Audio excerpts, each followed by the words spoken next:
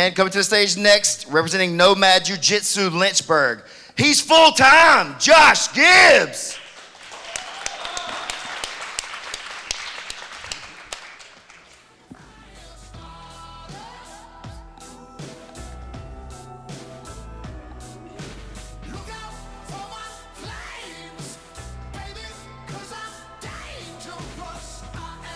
And his opponent, representing 10th Planet Decatur, Big E, Evan Stapler.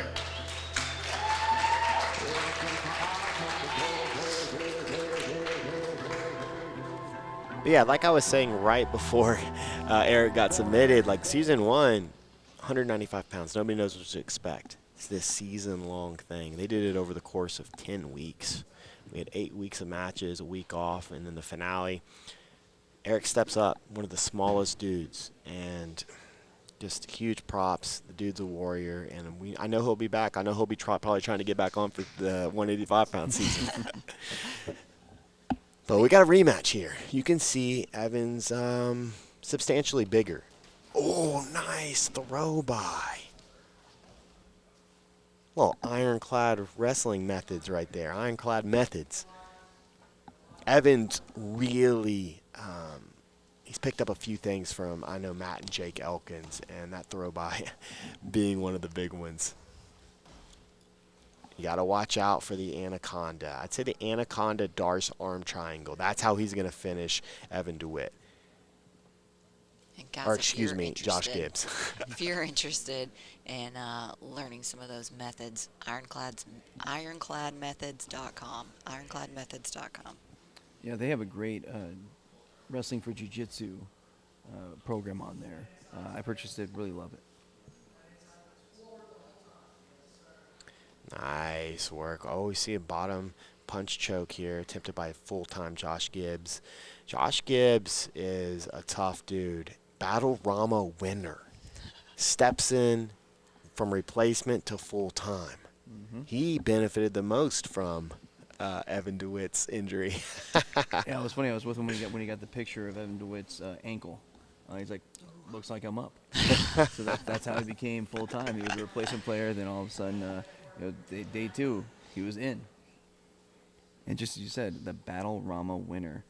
So for the fans, the chat created that. That's part of one of the magical things about the PGF is that the chat is so integral. The fans are so integral to the gameplay. Fans wanted to see these replacement players get a chance to compete, and they put up money, and then Jason from such and such matched them, and all of a sudden, Josh Full-Time Gibbs is walking away with $2,000. And guys, if you're watching on the pay-per-view, we do have a chat. It's in Discord, so you'll have to go into Discord and sign up for Brandon's group, brandonmc.ninja, and then it's under PGF Season 4 finale. So if you want to join us in the chat, go to Discord. That's a really satisfying moment there as a coach. Evan having some trouble over the past year with the closed guard. We see Gibbs put him in the closed guard. Evan stands up, stacks, and because of the distance, like Gibbs tried to throw, and like it would have been a good armbar if Evan was still on his knees. But because he was standing, he just couldn't quite pop his hips up enough to trap the shoulder, and Evan's out. That's something Evan's been working on a lot, just like starting all of his rolls in closed guard. So you guys listening, if you can identify a problem area, just go ahead and start your rolls there. And then you can free roll after that. But with Evan, it was like, hey, no, start in the closed guard, break the closed guard, and, yeah. Guys got a little pat from Evan DeWitt. I know he's so happy. I'm just so happy for him, man. It was really a redemption week for him. And he's a guy now I think we're all excited to see come back. Absolutely. Went from kind of like, I don't know, like first season here to, man, I want to see more of Evan DeWitt. Let's get him on. Well, I mean, he has so much fun on the mic. I mean, from that moment at the end of the draft where he showed all the saltiness. I mean, doesn't he do stand-up? I didn't know that. I knew Joe Kai does, right? Okay, but, I was I'm thinking not sure Evan about. did too. But I think he's used to the microphone. Okay, he's looking to work on this Dars. He's got it on the – oh, this is deep. He's going to get this finish. Maybe, but we Josh saw got hand on the hip. we saw Matthew Boyles have a dart on him for like 2 minutes during the Battle Rama. You're right, and look, I was wrong. I was just thinking, man, Evan's got probably 25, 30 pounds on Josh. Josh is a survivor. I mean, we talk about the Matthew Boyles storm. You know, he was giving Gibbs everything he could handle for almost all the matches, and all of a sudden Gibbs tired him out and took over.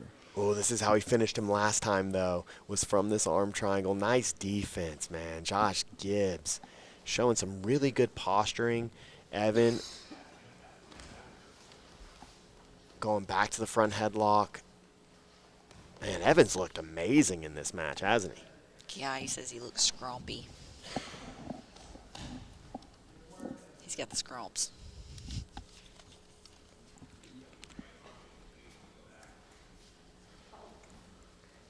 He's been working on his back game. It's still not his, like, this is where he does it well. Like, he struggles because he can't really put the body triangle in well just due to the stature. And so he really uses the back to set up these arm triangles. You see he's trying to get that arm deep, and he's looking, you know, for maybe a Rutolo team, but he'd really like Josh Gibbs to just flatten out for him. Just put your shoulder on the mat. So nobody got any toe hold flip-flops this season, right? We No toe kept hold finishes? no toe hold finishes. We kept announcing it like they're sick, amazing flip flops. Yeah. And I remember Kevin Sherrill came out last season and said, "Hey, I'm gonna get 12 toe holds."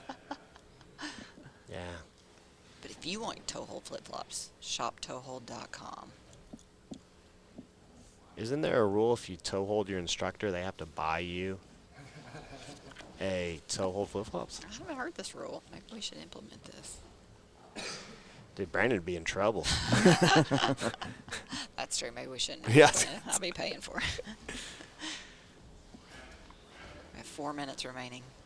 And nice work by Josh Gibbs trying to come up.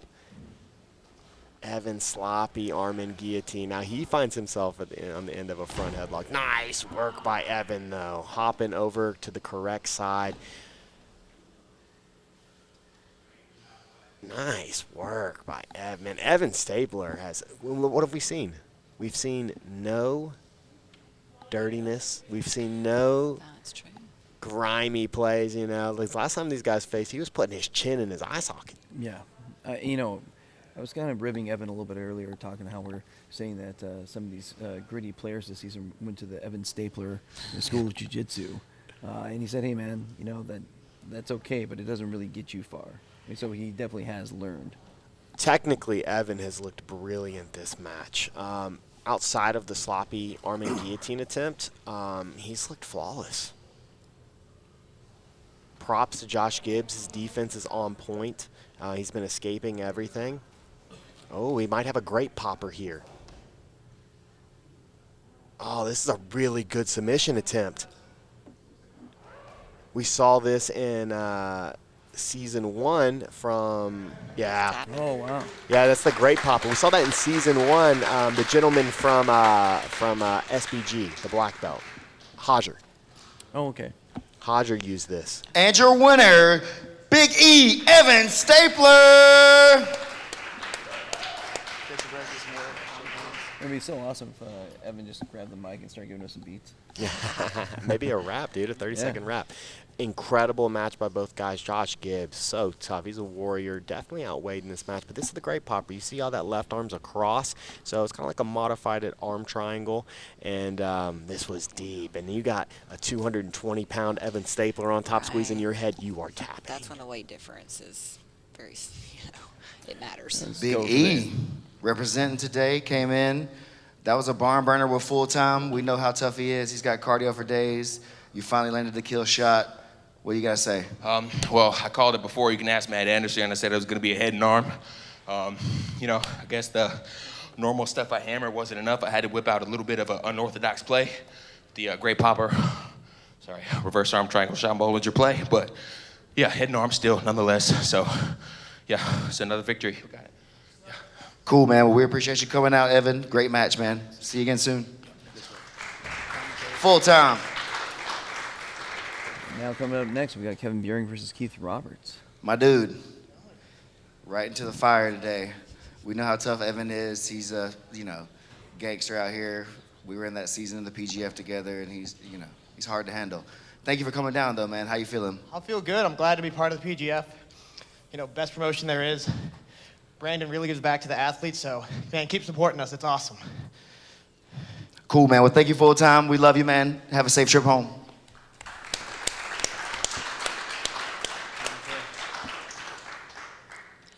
Our next match of the evening, from 10th Planet Jiu Jitsu Atlanta, it's Kevin Buring.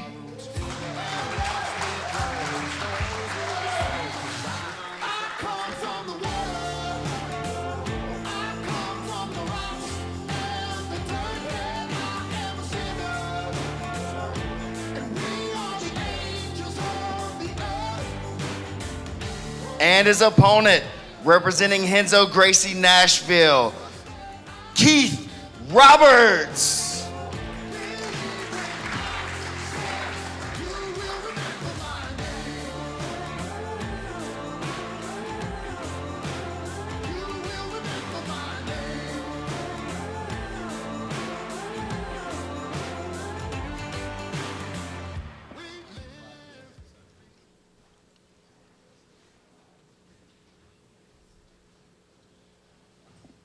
All right, we're getting ready to see the talented Kevin Buring, and I've called a couple of Keith's matches. Keith's really talented. He's done a couple matches for the SGC. He usually competes shirtless, and he's jacked. Okay, he's going shirtless here too. That's what I'm saying. He's a jacked man. He might be thinking about that handsome belt. He's the next contender. We have a new contender for the handsome weight title. Steven, read your mind. Sheesh.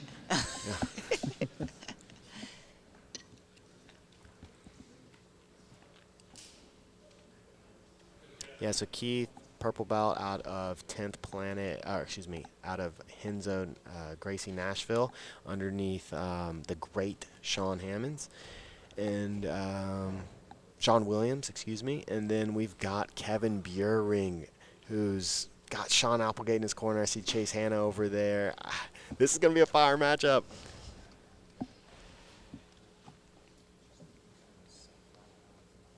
What do you think about the shirtless competing? Yay or nay? I think it's just the preference of the competitor. I think whatever you normally compete in, that's what you should compete in. So that's what he's comfortable in. He's wanting to not allow Kevin to get any grips on the upper body. So I'm cool with it. Nice leg entry by Keith. I say nay. Oh, man. He snapped that leg. You guys can hear the snaps. And your winner by outside heel hook, Kevin Buring.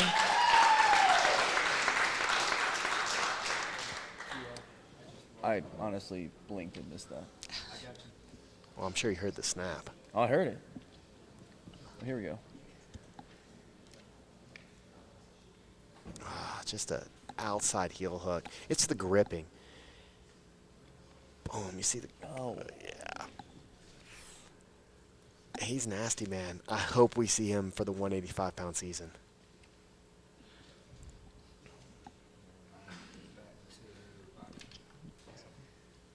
Kevin, we saw you last season in the PGF. It's good to have you back here at the finale today. I feel like that was a pretty big win, man. What do you got to say? Yeah, that guy was tough, very strong, very happy to be back. What's next for you? I have an absolute tournament in about 2 weeks. So more wins. Yeah. More wins for Kevin Buring, man. We love you. Appreciate it. Thank you, dude. Man, he's going to do another absolute tournament. Hey, no Keith. fear. Step on down here. Good to see you, man. We appreciate you coming down. Come on down right here with me. That way, front and center. Oh, man, I got to at least look somewhat like, look at you. Jeez, man. Tough battle. We know how tough Kevin is, man. Thank you for coming down here and battling, putting on a show for everyone. Is there anything you want to say to your people at home? Thanks for allowing me to come out here, Brandon. And I'm pretty handsome, but, man, that belt would make me a little bit handsomer. So if you want to let me come back and have another crack, I love it. I think you are a top contender for the handsome weight title, man. Thank you, Keith. I think Steven's smitten.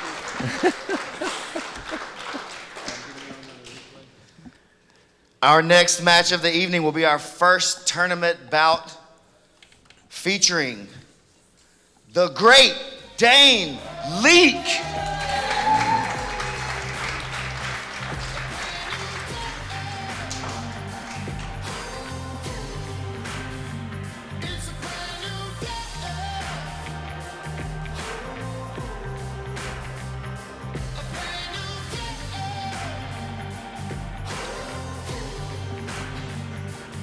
And his opponent, representing Ironclad from Birmingham, Alabama, it's Alex Hall.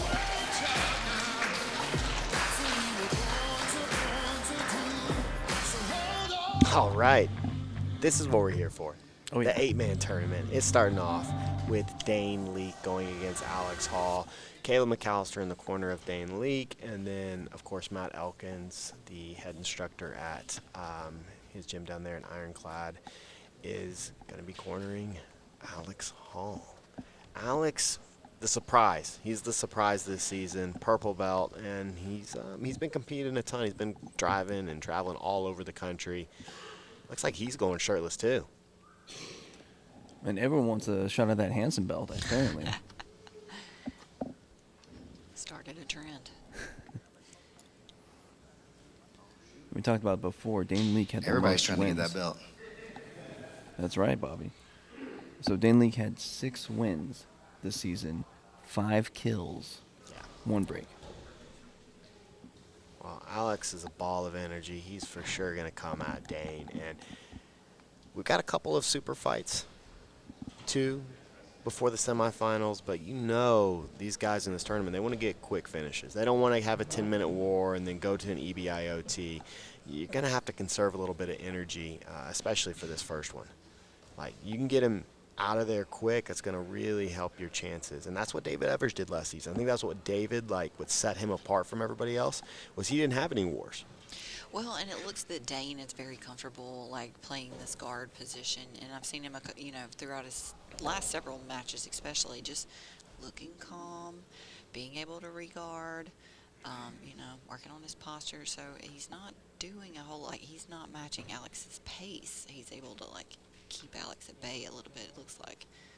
Yeah, and there's no point system anymore. So there's no 6 or 3. So these guys are, you get a wrist lock, finish the wrist lock. Right. Exactly. You don't have to worry about trying to make it. You've already made it. Now it's just about getting the job done.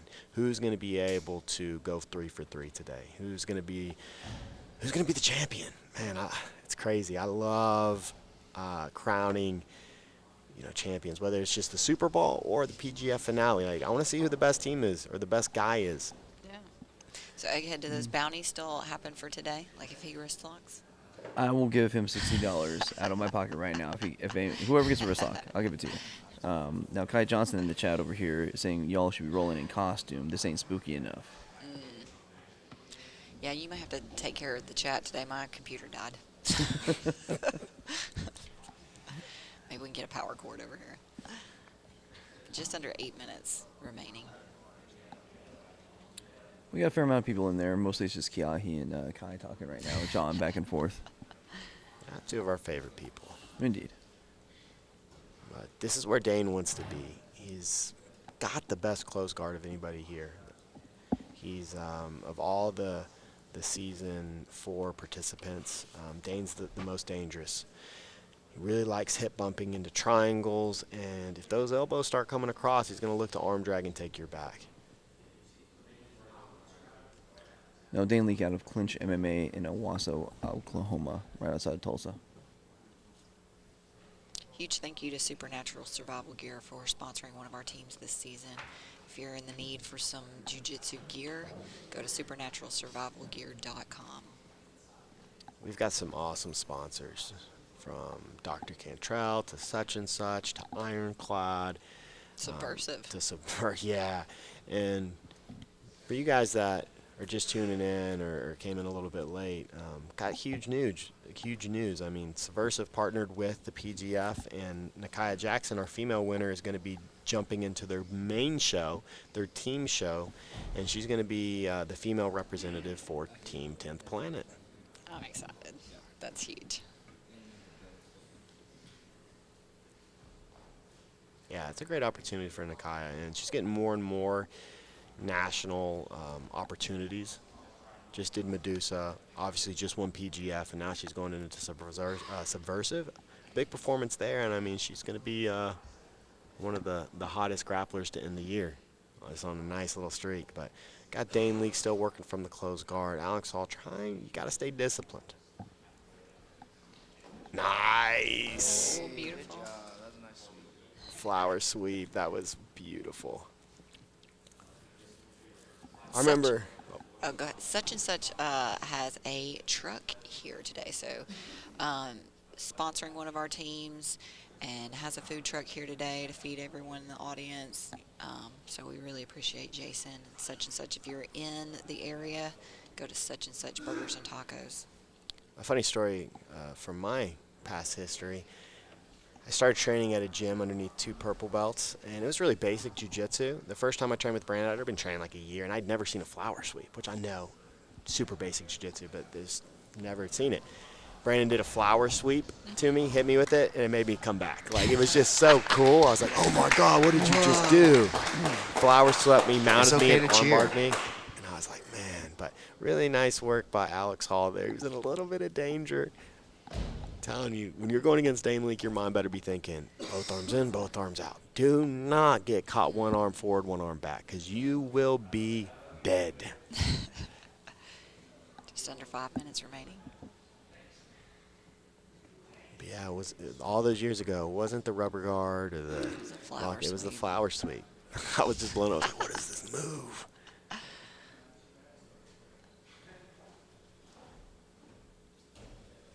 There's the hip bump attempt.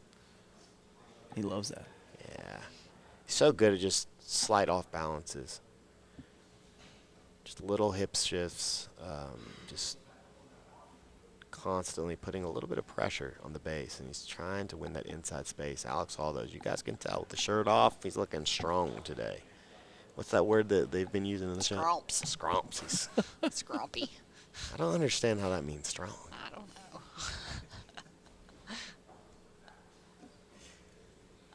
I've never heard that.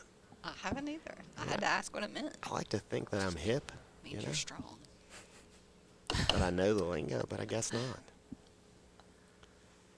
Getting 3 minutes old. and 50 seconds left.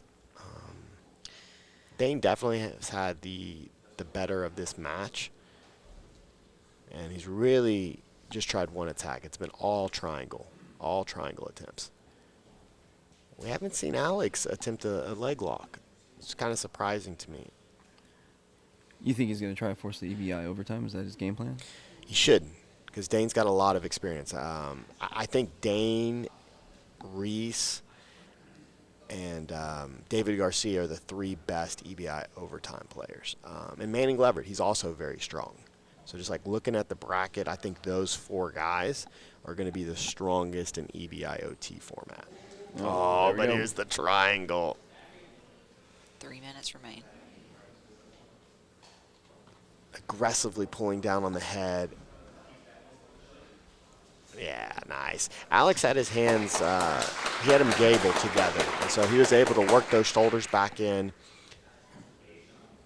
Dane's looked really good, though. Really starting to take over and dominate this match. Oh. Yeah, it looks like he's putting Alex kind of where he wants, you know. How much is the shirtless is helping him? Like, how much is this him being shirtless? Maybe, depending on if a sweat has started, you know. Because honestly, it looks like he's just sliding out of things. Yeah, I mean, Dane tilted him forward when he was in it, and Dane had him in close guard, tilted him forward, and he just like grabbed him around the shoulders, you know. There's not a whole lot of friction. That back take's a great example. I mean, Alex just slipped out, so I'm really going to be interested to see. Oh. Slipping right there. You ready for that smother? He did for a minute. Yeah, some call that smother the Dane Leake, and we see it again. Oh my gosh. Dane Leake is so good on the back.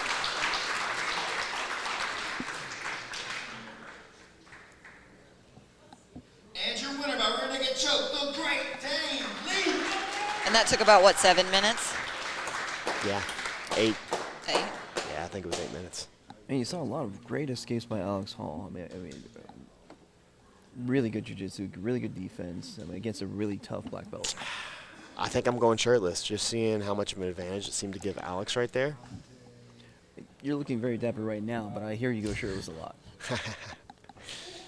I'm either homeless or looking good.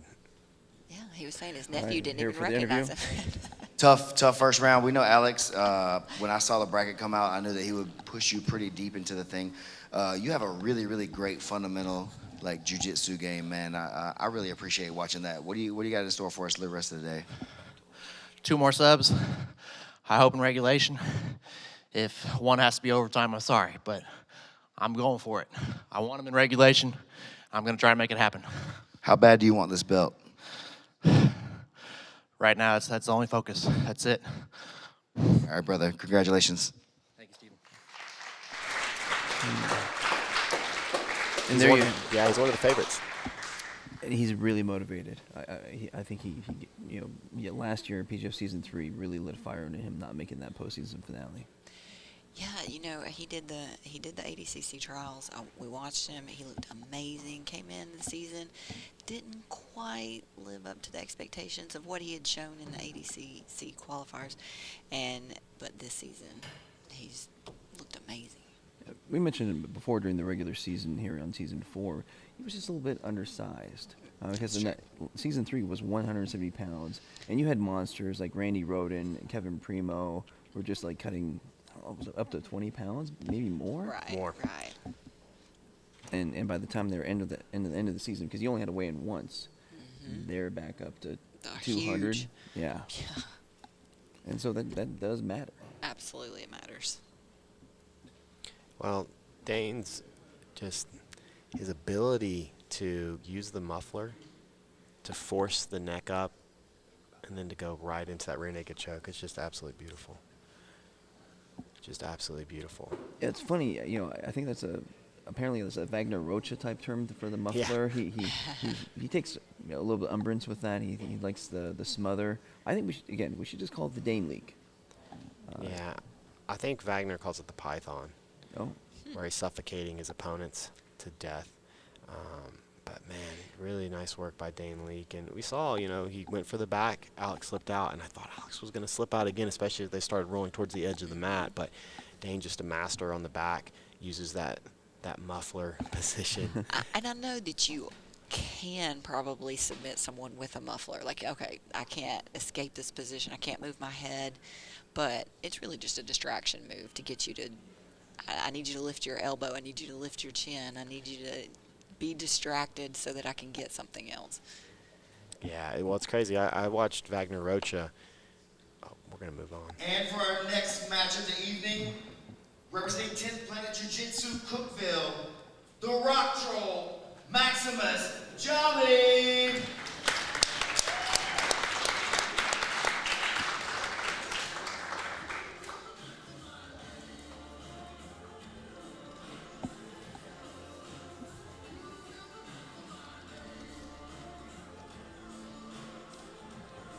And his opponent, representing Team Sierra MMA, Samson Famabau.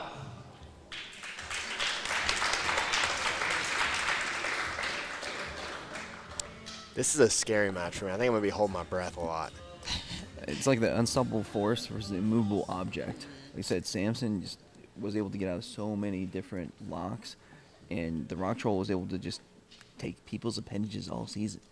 I talked to Maximus before I left yesterday, and I was like, I'm excited to see you in this finale. He's like, you just wait. There's going to be some awesome submissions. I was like, I can't wait, Maximus. I can't wait to watch you. Oh, dang, dude. Samson taped up.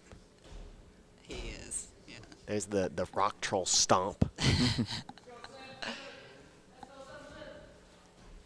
man, they're right in it. And I know both these dudes can go hard for 10 minutes. I'm not worried about them at all. You see Samson. He's got to worry about this scoop grip.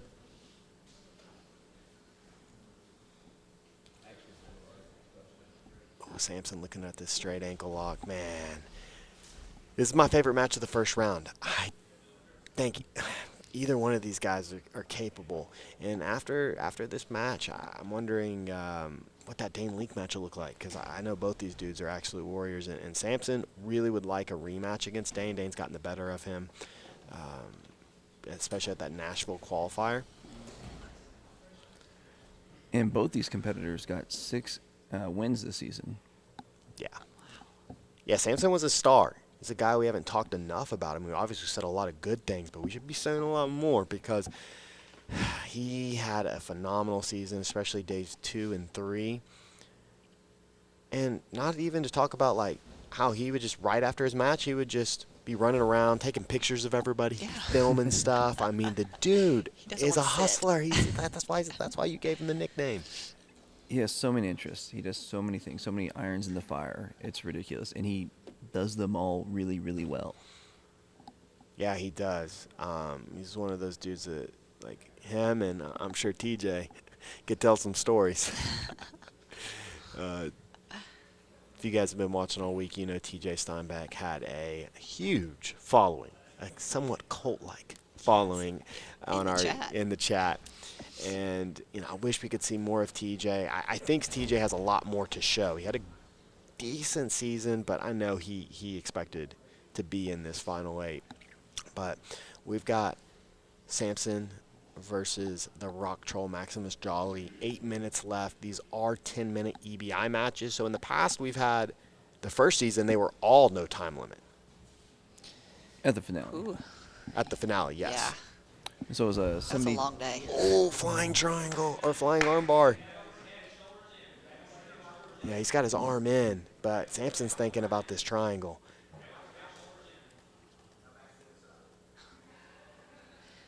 Huge shout out to Dr. Michael Cantrell for sponsoring one of our teams this season and always being willing to sponsor Brandon's crazy ideas. So huge thank you, Dr. Michael Cantrell, an orthopedic surgeon in our area. We really appreciate him. Yeah, Sampson's been leading the dance so far. He's the one that's been attacking. Maximus has been on his back foot. Well, Sampson just has all kinds of experience. He's been on EBIs. He's obviously an MMA fighter. I mean, he is really used to the spotlight and being in competition. There's just so many things to say about Sampson. It's hard to get to all of them, right? Like we didn't even mention all week that he's been on EBI, the big show. We barely talked about his MMA fight. Like there's so much. Owns a barbershop. Yeah, I think he sells shoes out of the shop too, like Jordans, and he was trying to find Brandon some Carolina blue Jordans. Yeah, he was just talking to me one day. He's like, "Hey, let me give you a haircut." And I was like, "You do haircuts?" He said, "Yeah, I've got a barbershop." Oh man.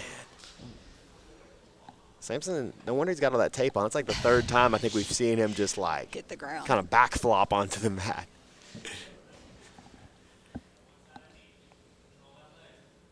Keeping Up with Jones, the Lonnie Jones podcast adventure. It's stories from a licensed professional counselor. Give that podcast a listen. Keeping Up with Jones, the Lonnie Jones podcast adventure. Under 6 minutes. We haven't seen Maximus throw any offense. I mean, we were so used to seeing him just kind of buzzsaw through people. But here it is. Ooh. Excellent. That's a Nicky Ryan entry. He's looking to grab the toes. Oh. My gosh. Oh, man, Oh, he's under the heel. Oh, my goodness. And when his leg is... Man,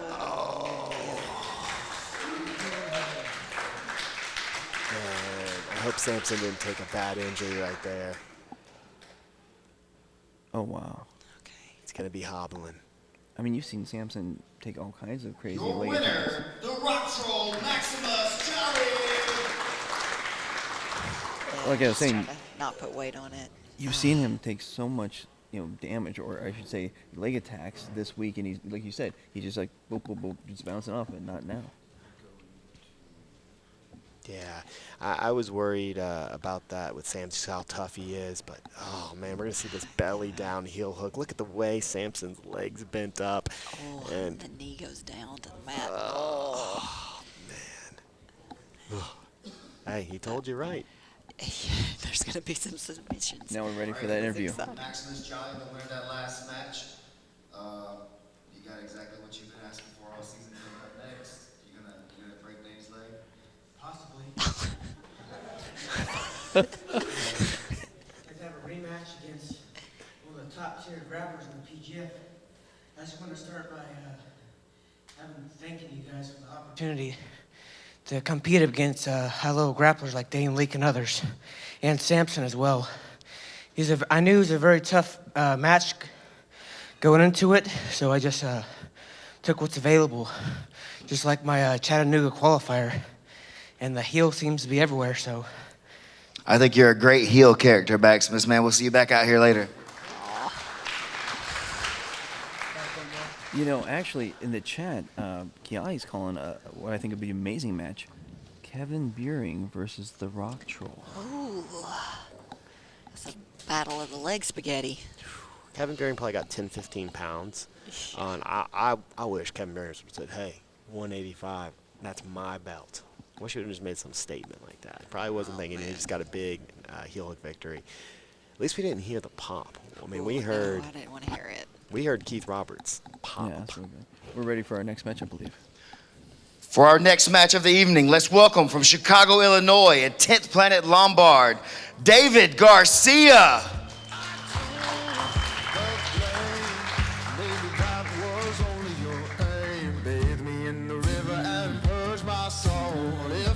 The devil, I'ma pay my toll.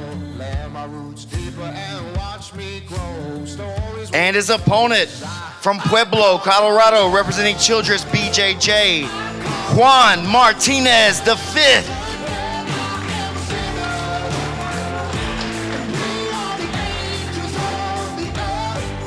Guys, I gotta say,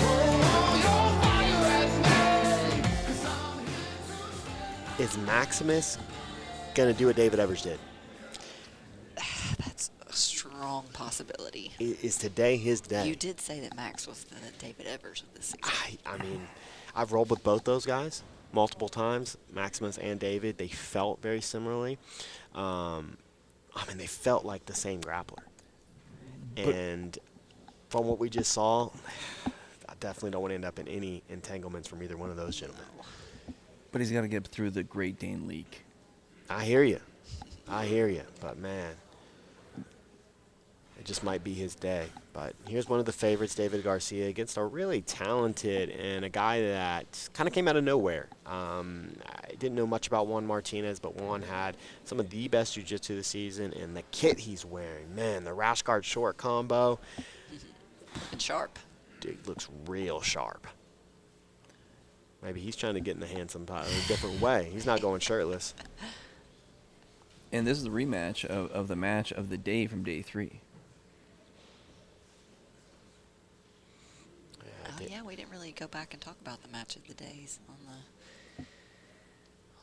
the 3 days of the season. Well, if you remember from day 3, Dave Garcia attacked, and Juan just kept escaping, but David Garcia kept attacking. It was beautiful. Oh, yeah, and he had that whole sequence and then just went right back into the arm. Mm-hmm.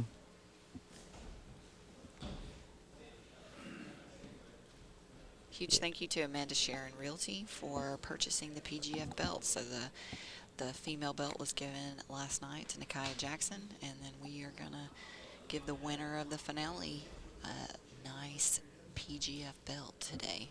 So thank you, Amanda Sharon Realty. Oh, nice pass. Good guard retention by Juan Martinez, but David Garcia, he's just stalks his opponents, right? He's always there. He stays in the pocket. He's looking to beat a knee, then beat the other, and then he's going to try and win inside position. And we've seen him do his best work from the back position. Him and Dane, similar grapplers. I think just fundamentally, they're the two best, with probably Reese. But, man, I'm telling you, that Maximus, just the scary factor. He is scary. He's scary on the mats, and then he walks to the microphone and he steals your heart.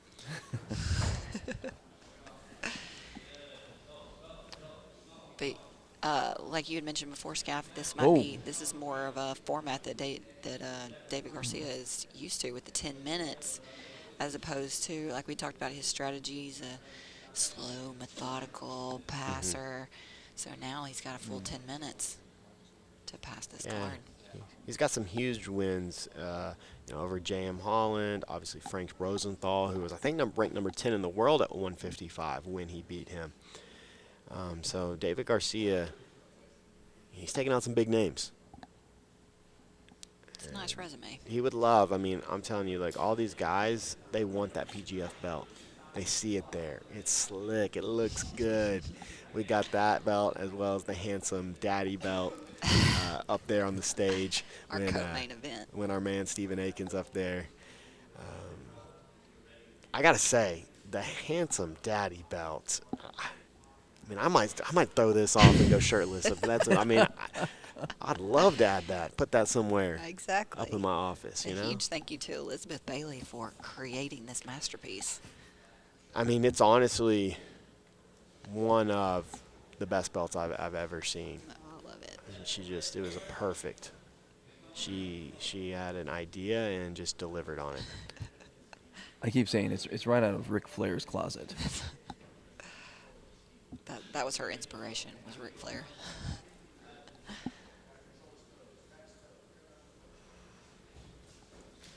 This season of the PGF is brought to you by Subversive. It's a unique team format, nail-biting excitement, large payouts, elite athletes, and substantial media presence. Yeah, and PGF fans have a reason to watch now with Nakia Jackson getting a spot on the big show for Submersive. I'm super excited for that opportunity. That'll be something we'll be training for the next month, and kind of looking at the landscape. Who are the other ladies going to be in here? I'm not quite sure if Submersive is like absolute for ladies. I just know that there's some big women, and Nakia's small. I know she looks jacked up there, but she's only 125 pounds. And we'll definitely have to game plan for, hey, you're going to be going against a 160-pound woman. Get her some more scrumps. Yeah. I might get her on that acai. Oh. That bomba. MyFighterPage.com. Mark Mccaghren, one of our workers here for PGF, has a business now that he's running, MyFighterPage.com. He builds websites with merch stores, social media marketing, and sponsor pages. All right, David Garcia's pass. Oh, buggy choke attempt. Oh, this is deep. Okay, Sampson's up and moving around. He's fine. He's coaching. You see David Garcia trying to frame on the face. This is a good buggy choke attempt. This is the best buggy choke attempt we've seen all season. Will he still get the bounty? It's going to be hard, though, since his weight is falling off. He's not going to be able to get a whole lot of pressure on one side. So you can see his arm is kind of weighted down on David's left side. Yeah, he's not going to be able to put a lot of pressure on that right side. David Garcia is a bad dude, man. That was a great buggy choke attempt by Juan, but he just defended it perfectly. And that's what I'm talking about with Dane and David. To put him out, it's going to take something special.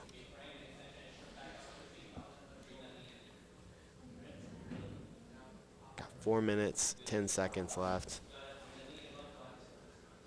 David's starting to positionally dominate. You can see he's being very methodical here because he's felt the retention of David Garcia, and he knows that if he gives any space at all, David's going to win inside knee position. He's going to be back into his full guard, and David's going to have to pass all over again. And I don't know if that's enough time. 3 minutes isn't a lot of time to pass a guard, so he wants to stay past, and he wants to look for opportunities to get this kid out of here. You mentioned before, Juan is the head instructor at Childress BJJ out of Pueblo, Colorado, outside of Colorado Springs. Oh, he's got a Dars locked up.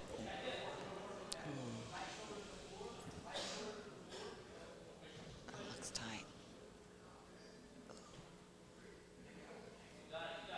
Oh, man.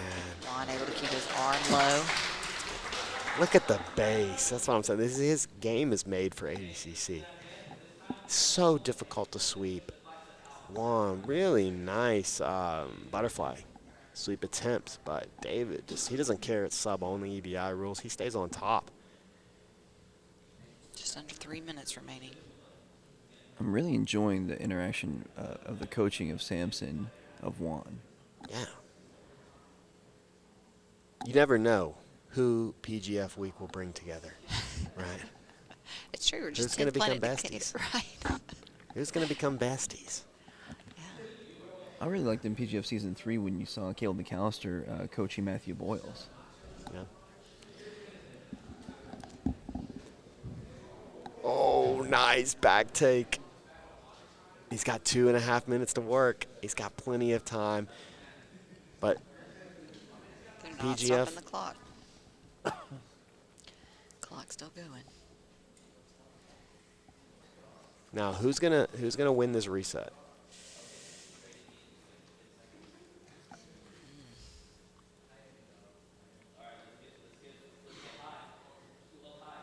Looks like David. Yeah, David won the reset. Body triangle. Oh, he's already. Yeah, this is bad news. He's so good at trapping the hand. That's why he's my favorite today. Just from what I've seen, when he's on the back, he finishes. And he finishes like when you've got the arm trap like that, how are you supposed to defend? Well, who won the arm trap during a good choke first bounty, though? Dane. Yeah. The great Dane Lee. And your winner by submission, David Garcia.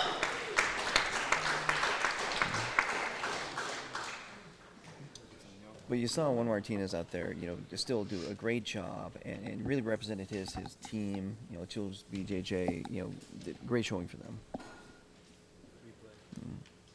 So, man, it's the arm trap. If you want something to study after watching the PGF, it is, one of the sequences is just David Garcia's back game. How he traps the arm when he takes the back. His straight jacket sequences are just beautiful. Really nice work. That Darce was pretty deep. Here we see a buggy choke attempt. But, man, David he's fundamentally so good, and he knew exactly how to defend that buggy choke. And we're ready for the... Right, I'm here with our winner, David Garcia. David, great work. You and Juan had 2 other really tough matches this season. How do you feel after getting out of there with that one? It was good to get the finish again. I know he was going to come a little stronger, know a little of my game now, and so I tried to implement some different stuff in there. Well, cool, David. You're one of the better guys this season. I think you're our 2nd seed coming in, man. Great work. We'll see more from you later. Congratulations.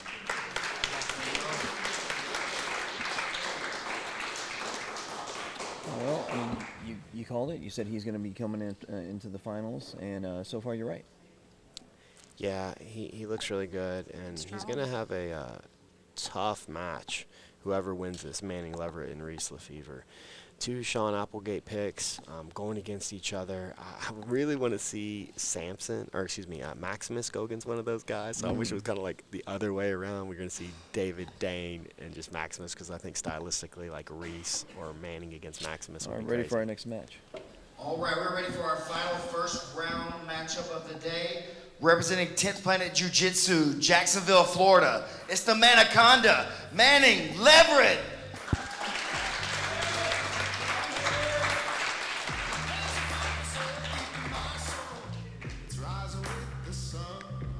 And his opponent, representing New Wave Jiu Jitsu from Austin, Texas, Reese Lefevre.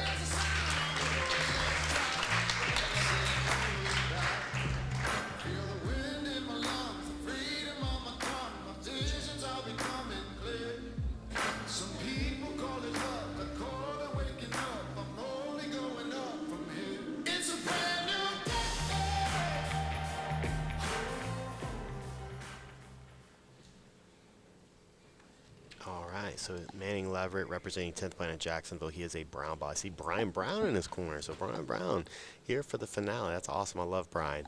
And then Reese, who is first guy's cornerless. I didn't see. I thought John Donahue was going to be here. Oh, man. He probably got something going on this weekend. Maybe he's going to that Jake Paul fight tonight. Hey. Lizzie's excited about this Jake Paul fight. Anderson Silva versus Jake Paul. So Kiai says he's got Manning. This is a good one, but Manning, he's got to be careful this choke. Nice work by Reese. Didn't quite have the angle for the anaconda, so he just uses it to pass the guard. Great stuff by Reese Lefevre. So first punch definitely goes to Reese here. Manning on the bottom. But Brian Brown, all his guys are super tough defensively. He always, from Sam Barboza that we saw in season 2 to Manning Leverett, who we saw last season and this season, like, nice. Look at that escape. Really nice.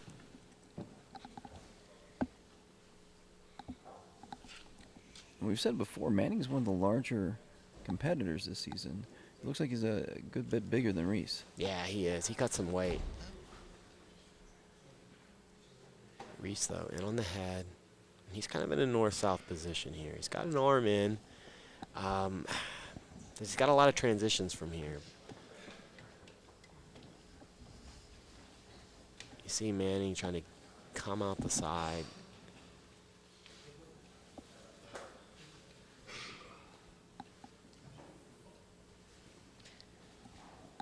Oh, man. More and more people keep showing. Every time I look up, I feel it's like more and more people. So obviously we talked about it before, but Reese Lefevre was with One Nation Jiu Jitsu then about 7-8 months ago. Beautiful. Oh, man. How much of that was the size you were talking about? You know, just his ability to use that. He gets the chin strap right there and rolls Reese. Well, it's like when you said you've said it before in your Grappling Discourse podcast, using strength when appropriate, and he used it. And if you guys appreciate Scaff's commentary, he has a podcast, the Grappling Discourse Podcast. Oh, man, it's my goal this week to not talk about it one time. Well, you didn't talk about it. We talked about it because we appreciate it. Every couple of months I pull out that purple belt episode. I'm like, okay, what do I need to do? I'm going to do an egghead episode. No, I'm top secret. Nice work by both guys. Reese back on top. TrueWear is one of our sponsors this season, and they bridge the divide between comfort and class, and they say they have the highest quality production done domestically. TrueWear, TruWear. Check them out on Instagram, TrueWear. 7 minutes to go. Very back and forth so far. Reese landing the first blow. We saw that beautiful kind of chin strap bridge sweep that Manning was able to utilize to get to the top position. Both these guys have been hunting the head so far with front headlocks. Here we see it again. Manning, though, very aware. He's got a great front. He's got a very good choke system. So whenever you've got a good choke system, it's a lot easier to defend when someone else has got that as well. You just kind of know the setups, you know the traps. Really nice job by Reese, though, using that front headlock dilemma to get a pass, and looks like he's working towards mounting. I was saying Reese was out of One Nation Jiu Jitsu, and then about 7 months ago took a shot to follow his dreams, moved down to Austin, and now he's with New Wave.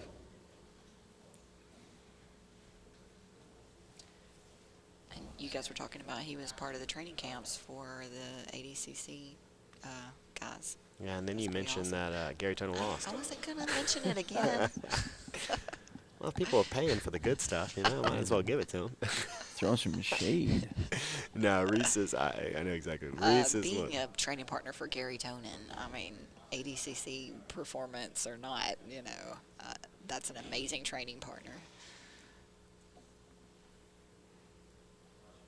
We keep seeing this attack from both gentlemen. Reese in particular, this is about his 4th time jumping on the head.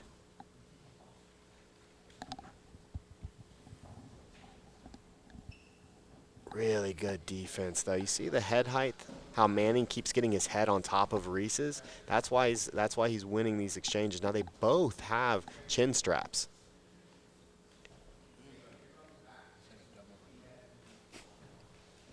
And this is where the strength of Manning is playing out right here, right? We see Manning just kind of bully Reese right there. Yeah, that's like the one critique I'd give Reese. It's head height, man. Especially when those shoulders get flat and your head's below, you're not going to be able to choke anybody. And now we see a high elbow attempt. This has been a great match.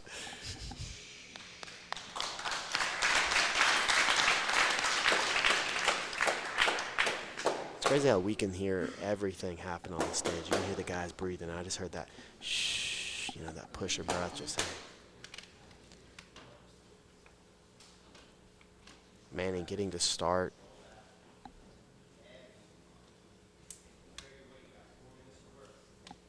Nah, that's a mistake by Manning. He's trying to use this arm in guillotine, but yeah, that was a mistake, I think. Nice base right there by Reese, and now he's mounted, and it's just going to be or more like when is he going to free his head?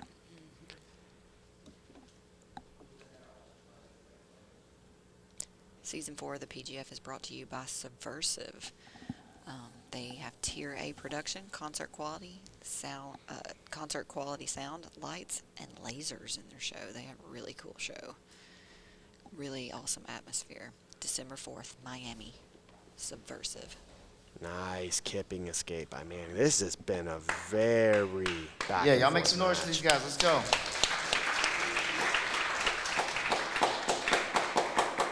Yeah, you guys can hear how many people are actually here today for the finale. Yeah, and people keep pouring in. I think most people are here just for the Hanson belt, though. You know, they were to see more and more. Good show. Or maybe Chase Hanna. They know a star's here. They're like, I want to see Chase Hanna. Man, I saw Chase before the show. He's all slim down. I was like, man, Chase, you looking good.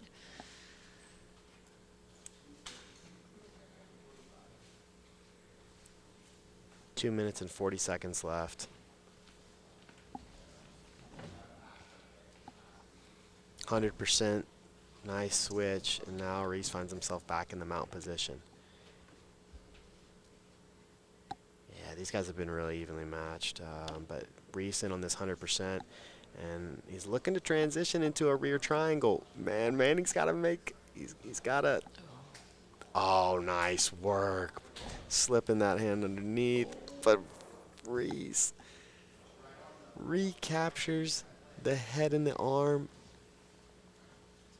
And he's got 2 minutes to work. Oh, this is a dangerous spot for Manning Leverett. This is one of the scariest places to be in jiu-jitsu.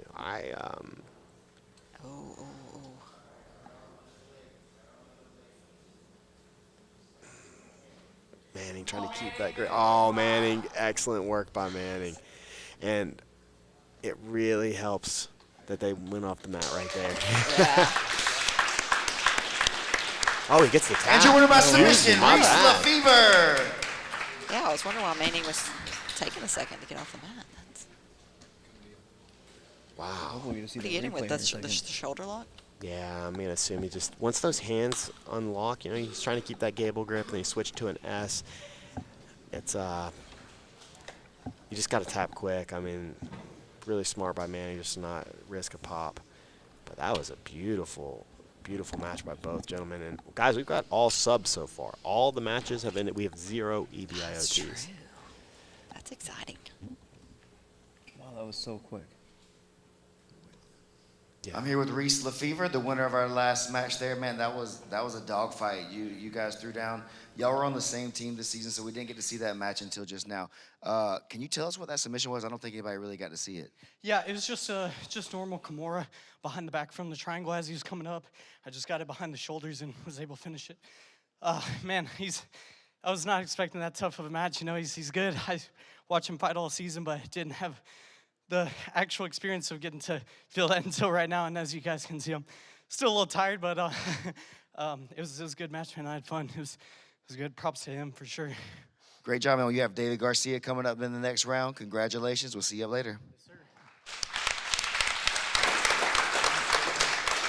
All right, let's take a look at this replay. It's going to be in slow motion.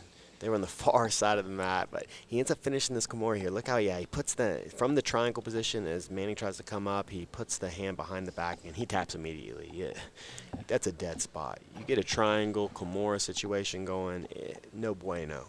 Tap. We talked about it before. I mean, you hurt that shoulder. You're looking at a year to recover at least. Yeah, and we saw Reese took a bad pop. He's competing just fine in the foot. I told you guys. Big difference between shoulder and foot. That's also a beautiful thing. And for our about being next young. match of the evening, representing base Brazilian Jiu Jitsu, Colleen Windling.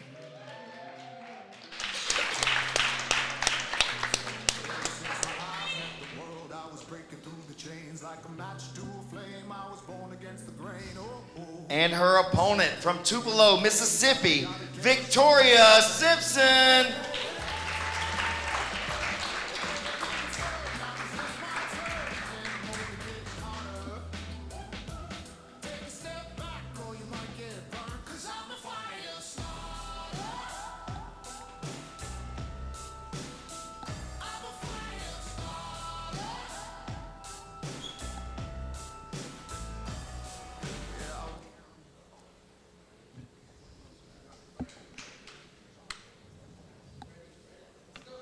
There's a Colleen in the long sleeve brown rash guard.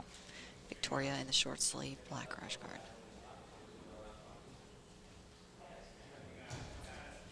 Yeah, both these girls are scrappy. There will be no stalling here. Where's Colleen from? She's from Texas, but I can't remember the name of the school. It's base Brazilian Jiu-Jitsu. Okay. And Victoria Simpson's with Tupelo Jiu-Jitsu Academy. Cody Floyd's school. Yeah, I know. I've been to Cody's gym a few times. Know Cody pretty well. Obviously, he had to pull out of season 1. We had a bunch of guys pull out of season 1. Season 1, not the most grueling season because it was over the course of 8 weeks, but the most matches. I mean, Yeah. Elijah had 24 matches that season. We see Victoria in the mount position a minute in. Yeah, guys, we have all subs so far. That's crazy. And so We're base going after it. base Brazilian Jiu-Jitsu is out of Lubbock, Texas. Okay, yeah. I was just in El Paso. It was the first time in El Paso, and I was shocked and realized that there were mountains in El Paso. I was blown away. I couldn't believe it. They were telling me that this is like the end of the Rocky Mountains. Yeah. I was like, oh my God. You were You can see expecting Juarez, you get high enough, you can see Juarez, and then you can see mountains. You're just like, oh my goodness. Yeah, you're right on the border there. Oh, but here we go. We got a triangle by Victoria. Oh, yeah. Yeah. What happened? I think they might need to reset. Yeah, they're resetting. Victoria. Your winner by submission, Oh, okay. Victoria Simpson. Okay. Armbar? Looked like Lance was kind of just like, just triangle armbar, but it looked like Lance kind of like, no, we're going to have to do it again. But then it was like, oh, no, that's a sub. Well, they talked about in the rules meeting. They wanted there to be no question. Yeah. So, you're supposed to be touched. You're supposed to be, Oh, or is that somebody's like yelling. Mccaghren, Tap. the women's champion in the front row. Mccaghen's here? Yeah. Oh, the champ's in the house. Now we're ready All for our right, I'm here post-fight with interview. Miss Victoria Simpson. We spoke before the show. You said you've competed on these mats before, so you feel like you'd be really comfortable. You looked really comfortable today. What do you want to say to the folks home? I just want to say thank everybody for their support. I wouldn't make it without y'all and the support that I received and the respect. So I want to encourage everybody, just be you, man. The right people will love you for who you are. So don't ever hide who you are to please anybody else. Beautiful message. Thank you so much, Victoria. Hey, she didn't go to Claire's school of Mikesmanship, did she? She wasn't throwing salt everywhere. Right now. You come on. Okay, we got a special interview here with our latest and first female champion, Mccaghren Nakaya Jackson. The champ. Got her here a little bit where she's not breathing so hard, maybe. Had a little bit of time to process, last night and into this morning. What are your thoughts now that you've had a little bit of time to think about it? All right, well, first I want to thank my team because I didn't get a chance to do that without crying. So thank you to Brandon, Lindsay, Scaff. They put a lot into this. It's not just me on the mats. It's always all of us. It's a collective for sure. And to all my teammates, especially Taco for helping me with some CJJ stuff. So. I appreciate all you guys. Well, Nakaya, we definitely appreciate you two for bringing that good energy all season to us. Like I say, you're the hardest worker in the room almost every time you show up. What can we seek from you next? Hopefully some more CJJ. I think we may have some things coming up before the year's out. So, yeah, we're doing subversive. So we're gonna do the team. Oh, that is correct. If in case you folks don't know at home, the winner of this season for the women and for the men has been selected for the Subversive Team Tournament in December. So Nakaya Jackson will be a representative for the, I think, Team Jiu Jitsu probably in that one. Nice. So congratulations on that, Nakaya. Awesome. Is there anything else you need to say? No. I think that's it. Thank you guys. I really appreciate all you guys coming out or just watching and supporting. Look for more. Yeah. All right, Hokage Nakaya Jackson.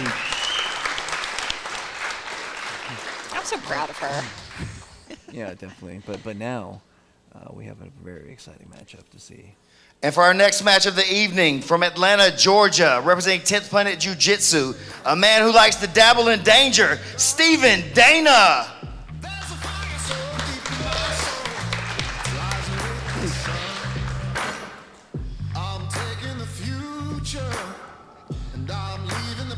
And his opponent, representing Scramble, BJJ, and Jiu Jitsu in Rome, Georgia, it's Matthew Low Country Boyles.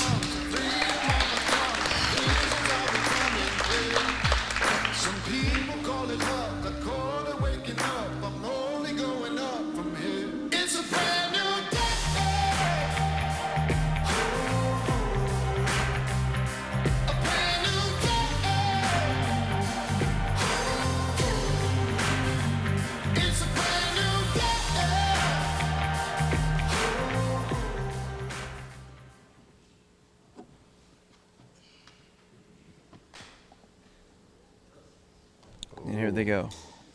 A little push from Stephen Dana. What are your predictions for this match?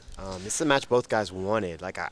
There's a little rivalry here, you know, both Georgia young up and comer Georgia grapplers. Again, it's the want and the prediction. I want Matthew Boyles to win. I mean, dude. Oh, he's so excited. Yeah, Matthew came up to me and was like, hey, is there any chance I can get on the mic? And I was like, I mean, I'm not up to who gets on the mic, you know what I'm saying?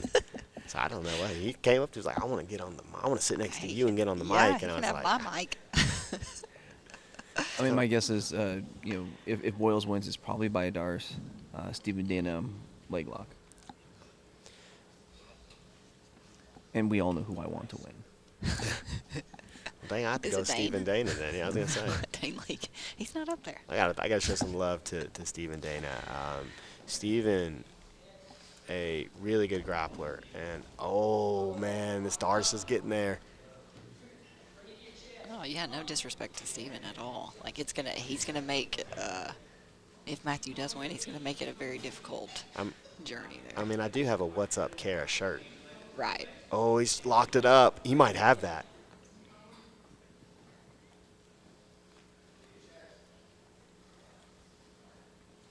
Eight and a half minutes. So Matthew Boyles was the recipient of the first sponsored qualifier entry from the PGF Insiders. Okay. So we put it out there, you know, who should get a spot, and immediately Trip Durden came out there with Matthew Boyles. Other guys started, saying Boyles, and Randy Roden said yes. And then Scaff said he wasn't going to commentate unless Matthew was in the season. So a fan and commentator favorite. Exactly. I mean, this is a crazy sequence. We've got the Dars, and Matthew's just riding it out. Exploding. He might have this, man. Oh, okay, he's back to the vice grip.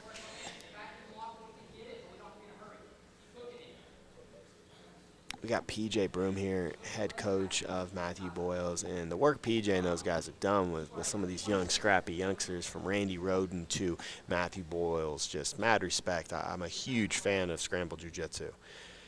PJ is a competitor as well. You think he might be in for the 185? Nah, I think he's a 155. He just competed at 155. Oh, okay. Oh, he said that this season fell on his anniversary. And so his wife was like, nah. So they sent Matthew Boyles. Yeah. Yeah, that's what he told me. He's like, dude, we need to get you on the PGF mats. We do. We do. That's a good call, bud. Do what the wife says. Yeah.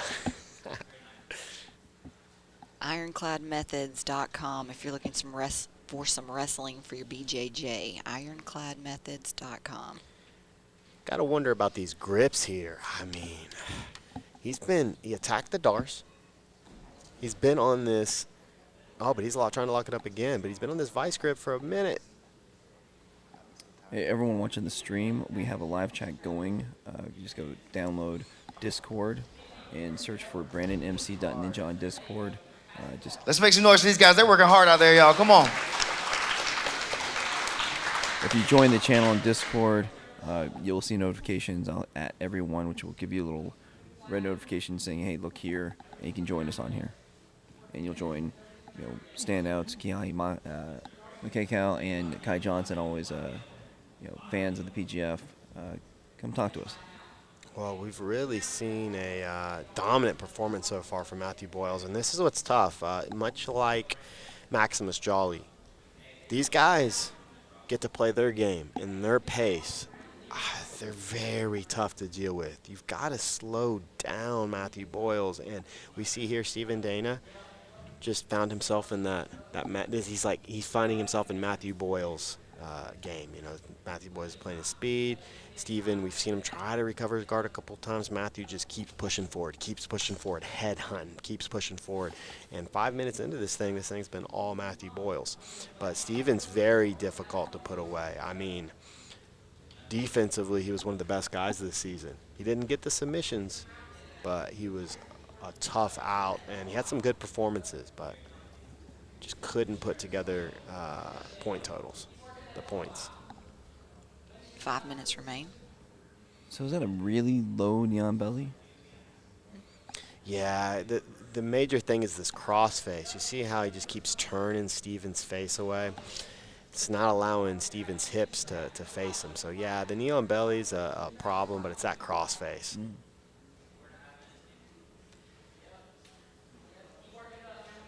Yeah, and that hook that Matthew has at the hips there, that's also, but yeah, if you can't look that way, you can't turn that way.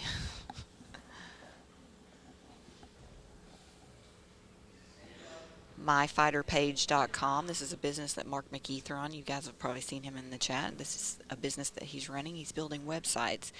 And for the winner, the male winner and the female winner, he's building them a free website.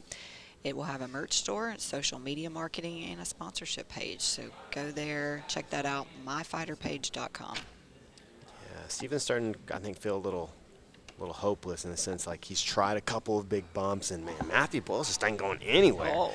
Nice, though, as I say that. He felt, man, Matthew Boyles was driving in a little too much, and he took him the other way. All right, back to the feet, but Stephen sits. Matthew going back into the same stuff, pushing it.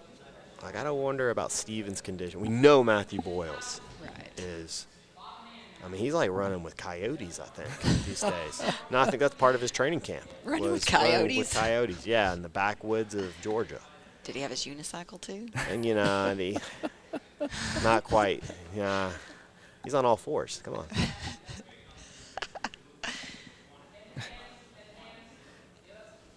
Oh. Okay. Careful with that arm. 3 minutes. Oh, I think he's got it.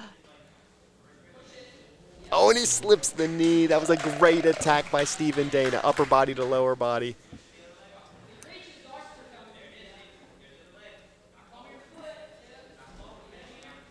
And now I can't stop thinking about Matthew Boyles and Dog Troll running with coyotes in the woods. Thank you, Scav. I imagine that he's got them like they're pulling him on the unicycle. Like he's got reins on them, and that's what I pictured in my head. Well, that wouldn't be much of a training I camp know, then. but that's why I didn't say it initially. So. Yeah. Excellent match. All it took, man. Stephen gets on your legs is bad news. Excellent gripping sequence. And your word about submission, Stephen Dana.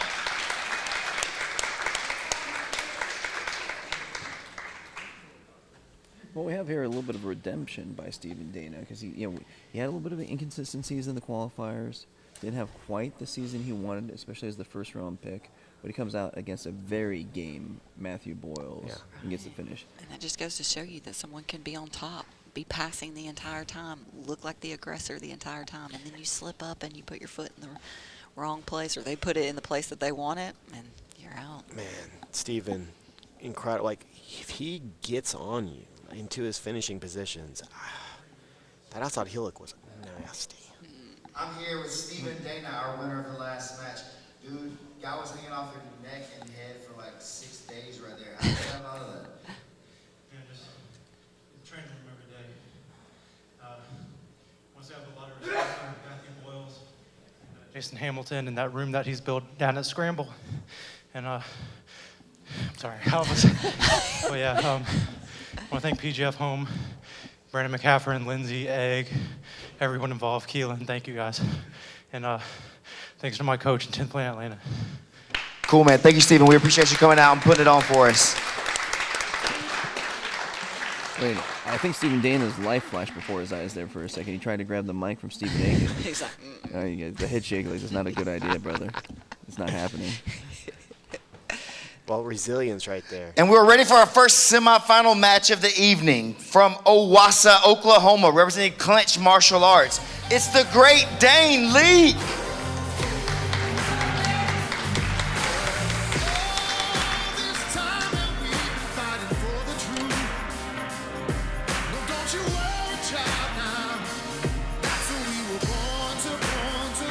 And his opponent from under a bridge in Tempe, Cookville, it's the rock troll, Maximus Jolly.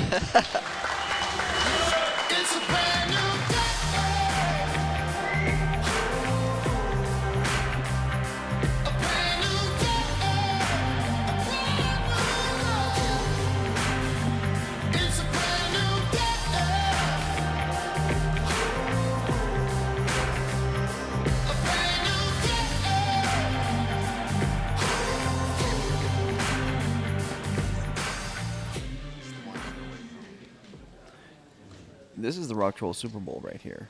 He's been calling out Dane Leak all week. I don't know about y'all, but I've been waiting on this all week. I'm a little nervous in my belly. I'm excited. Just right into that Nicky Ryan entry. We saw him use that against Sampson, get the tap, and he wasted no time. But Dane right to that quarter guard that he's so well known for at the PGF fans. Yeah, I wonder how much Dane was kind of holding back in their final match, because these guys fought yesterday, but Dane didn't need anything. No, he looked very relaxed. He was like, let's just stay safe. Dane even forego his last, went his last match because he had already made it. Saving his body, that's a good idea. Yeah, I totally understand. And that's what I would have done. That's what I tell my athletes to do. Like, hey. Yeah. It's been a gauntlet this week. Oh. Oh. I don't know if I heard a little stuff. Yeah.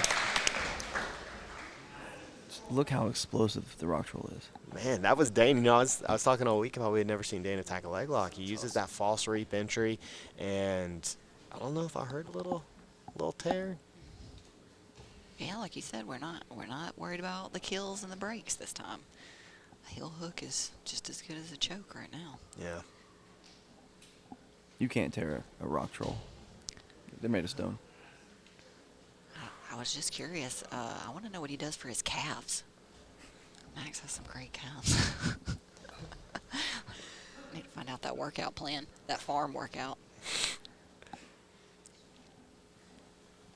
Oh, Dr. Von Flues entered the chat saying Rock Troll in regulation, but he is a little biased. It's okay to be biased. PGF's all about supporting your guys, you know? They're also saying that Rock Troll is scromp. He's got scrumps. Nice pass. Yeah, Dane's just so quick to find that quarter guard. He seriously needs an instructional on that. Just little hip movements.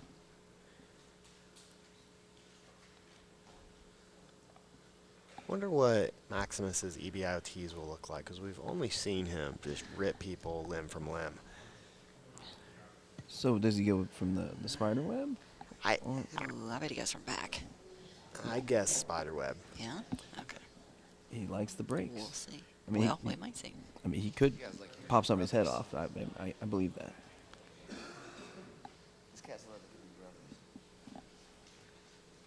7 minutes and 12 seconds. Huge shout out to Such and Such. They have been a team sponsor this season. They also have a food truck here today at the finale. Getting some burgers and tacos. Oh yeah, even if all you came here to do is get Such and Such, you made a good move. You know, and you're being treated to the jiu-jitsu we've seen so far, a submission in every single match. Go get that Such and Such drunken waffle fries, right, Egghead? Oh yeah, well, I got them yesterday. They're delicious. Kind of hope we have an intermission so I can go get some more.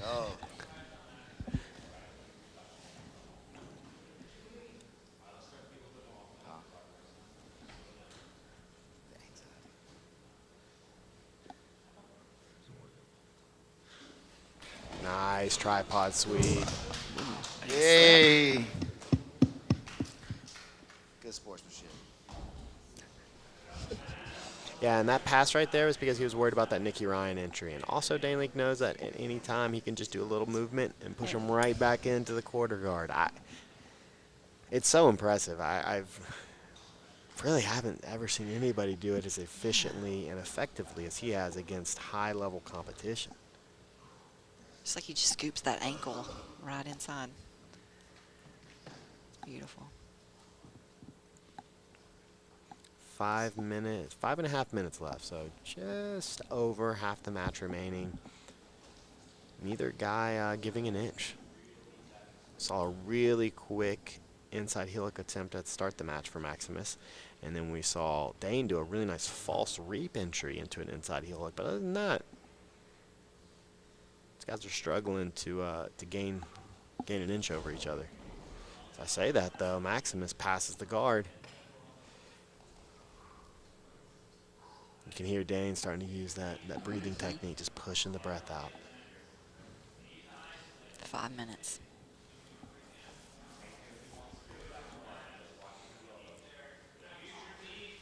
ShopToehold.com. Toehold was one of our huge sponsors last season. Gave toehold flip-flops to anyone who performed a toehold or got stuck in a toehold. So we really appreciate AG and his company, ShopToehold.com. And ladies, if you're interested in an awesome leather bag, they have a couple. So, ShopToehold.com. Maximus back on top, passing, and this has got to be wearing on Dane. I know he's super good from this position, but it's been 10 minutes on bottom trying to hold off a rock troll. It can be exhausting. The chat has a very specific call. They're saying a leg lock at 3 minutes, 32 seconds left. Okay. Oh, wow. Are they saying who performs the leg lock? Pretty sure they're calling rock troll. Okay. It's coming up. Yeah, the chat's been pro rock troll from, just glancing over. I've seen a couple of rock troll. Rock troll's got this. You cannot count. People have been counting Dane out. Oh man. Oh my goodness.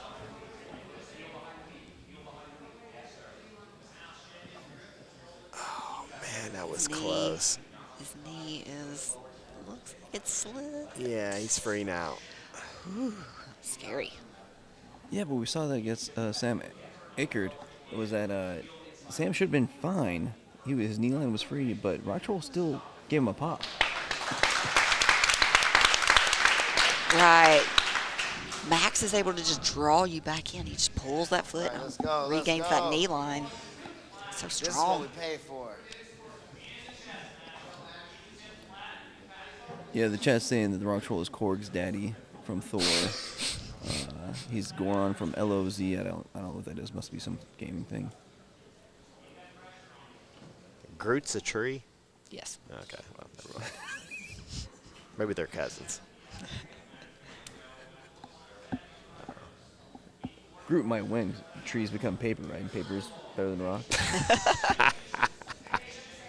Oh man, that's true. a high IQ play right there.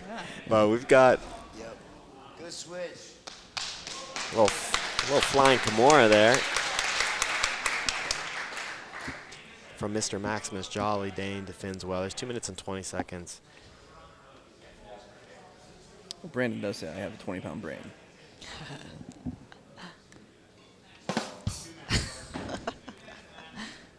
Oh, thank you. Okay, we got 2 minutes remaining, and this one looks like it's headed to EBIT. I think we're starting to see the rock troll. Oh my. Man, what Beautiful. defense from Dane Leak. Nice. Okay, got a minute and a half left. Well, this is exactly what the rock troll wanted. He wanted a battle. And he's getting it. Dane Leak is, I'd say advantage rock troll regulation so far, right? He's come closest. Yeah, he's had a couple good looks with the foot. Hey, if you didn't know who the rock troll was, you didn't know who Maximus Jolly was a couple weeks ago, my man has made some statements today. Wow. Yes. Today, I mean this week. So good. He's so good. How great must he feel, having this success against an awesome black belt with tons of competition experience? Nice, man. Really slick by Dane. You see Dane stand, comes back down. Maximus, a bunch of judo experience, but he really likes the leg entries from the standing position. If scissor leg locks were allowed, that would be his preferred method. He loves just jumping in. Has injured some people over the years doing that. So he's even banned from his own gym from doing that. They're like, nah, you can't do that no more, dude. We're losing. Good idea, yeah. We got to pay the rent, dude. 20 seconds remain.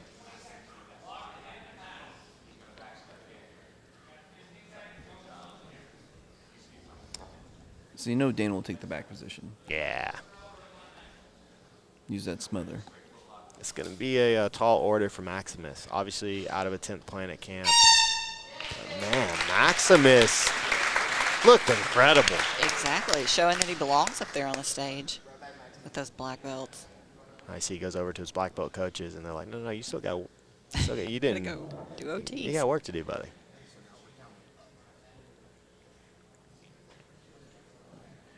So now we're going to OTs, and the clock will start counting up because it needs to keep track of ride time. Okay, I was wrong. He chooses the back. Oh, wow. And who was right? Me. We were both wrong. So 2 out of 3 commentators were wrong. Lindsay was right. That's right. It doesn't happen very often. I have to revel in it. Okay, we see traditional hooks being employed by Maximus. Yeah, he needs to find a body triangle. It's a little loose. Yeah, it's a little loose. I think Dane's got a big advantage this OT. Dane has to pull his left elbow all the way to the mat.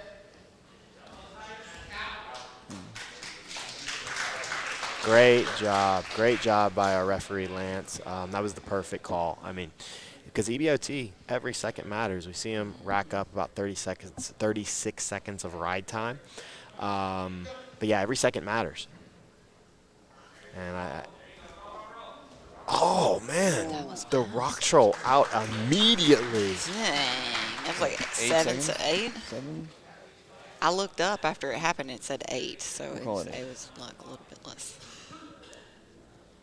I mean, Maximus huge advantage right now. 30-second advantage, right? And we just saw the first round. So for all the fans at home, there'll be 3 rounds if it needs to go that far. You gotta go. Oh, does he have it? He's over the See if he's face. under the chin or not. Oh, yeah, no, he's over the face. He was right across the nose. So that didn't feel good. Oh, that's on the face as well. Wow, that was aggressive.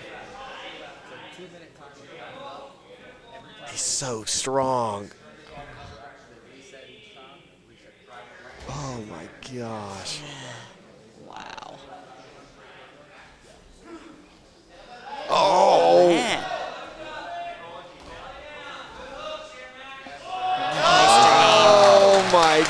God. It was 41 seconds.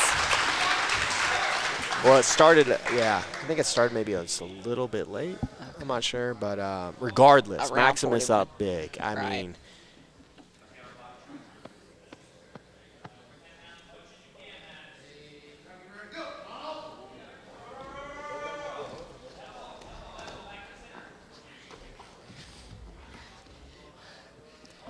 all right, Dane has made great adjustments. Maximus used that rolling escape in the first OT, and he escaped really quickly.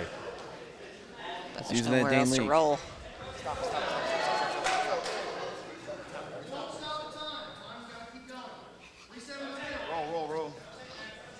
Yeah, I agree. They got to reset in the middle because Maximus is the one forcing off, so I think this should count.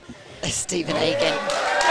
Like if you're Bobby, gonna both of 'em. if they're gonna try and roll off the mat, you should be penalized for the time that it takes to get back to the center. Does that make sense? Yeah. Yeah. So that was a great call by the commissioner. I heard him say like, no, keep it running.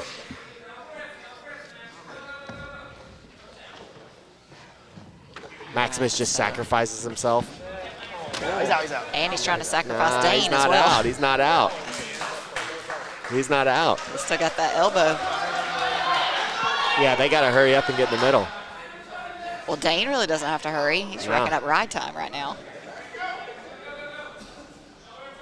Well, you guys stop just spinning this circle. It's not gonna help you. Yeah, I mean, and you just heard it said, like, spinning in the circle, yes, it works, but when it doesn't, it's going to penalize you here.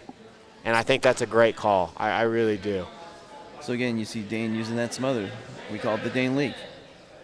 Trying to get that reaction out of the rock troll. We're up to 1 minute and 37 seconds on the timer.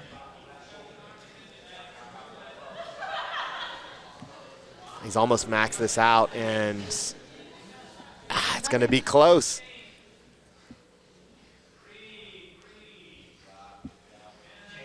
Yeah, there's been a great work. I got to say, man, huge shout out to the commissioner for that.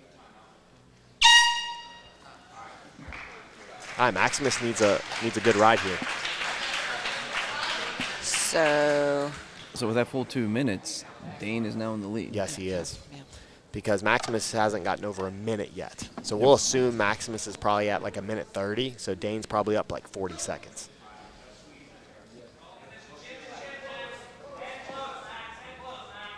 Going for the single hook. Oh, no, mistake. Time. 8 seconds. I think. Yeah, he's already won. Well.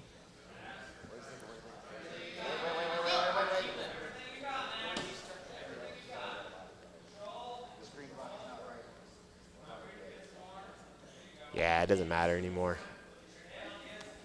Dane won. So now Dane's just looking for pride here. Can he submit this young upstart? It's been calling him out all week, but regardless, he's going to take the W, and he's going to find himself in the finals, and we're going to see who will meet him there, David Garcia or Reese Lefevre. But I got to say, man, the Rock Troll, one of my favorites from all seasons of the PGF. He'd be in my, like, 5 favorite guys, you know what I'm saying? Yeah. Like I said, he's a monster on the mat, and then you get him on the microphone, and he steals my heart. I love him. You're right. He's just a great dude. I mean, both these guys really are great just individuals. Good people. Yeah. I'm looking forward to seeing what Max is going to do. I mean, Guys, we need a moat around the mats with crocodiles in it. That's the only way. No, just let them roll. There's some sharks with lasers. I'll just go up there. That's not in the budget. I'll just go up there and like pinch their underarm skin, you know, like when you put your knee down on them. Oh my gosh, you're evil.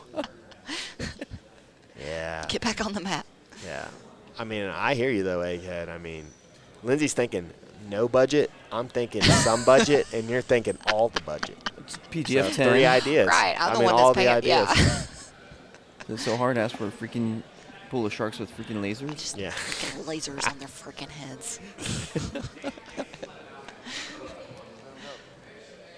let him go, Dane. Some of our competitors don't even know that movie. Yeah, Dane, doesn't he need to be letting him go right now, like to progress? You see know, that. But what a showing by the Rock Troll this week. And your winner by fastest escape in overtime, Dane Lee.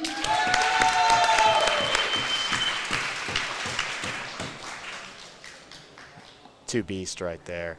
Came down to ride time, man, and Maximus looked awesome. After the first one, he had a huge advantage. He escaped really quick, but you saw Dane figured out, like, hey, he's just going to try and roll out, so all I got to do is ride this guy, and then him trying to roll out ended up being a detriment because he was.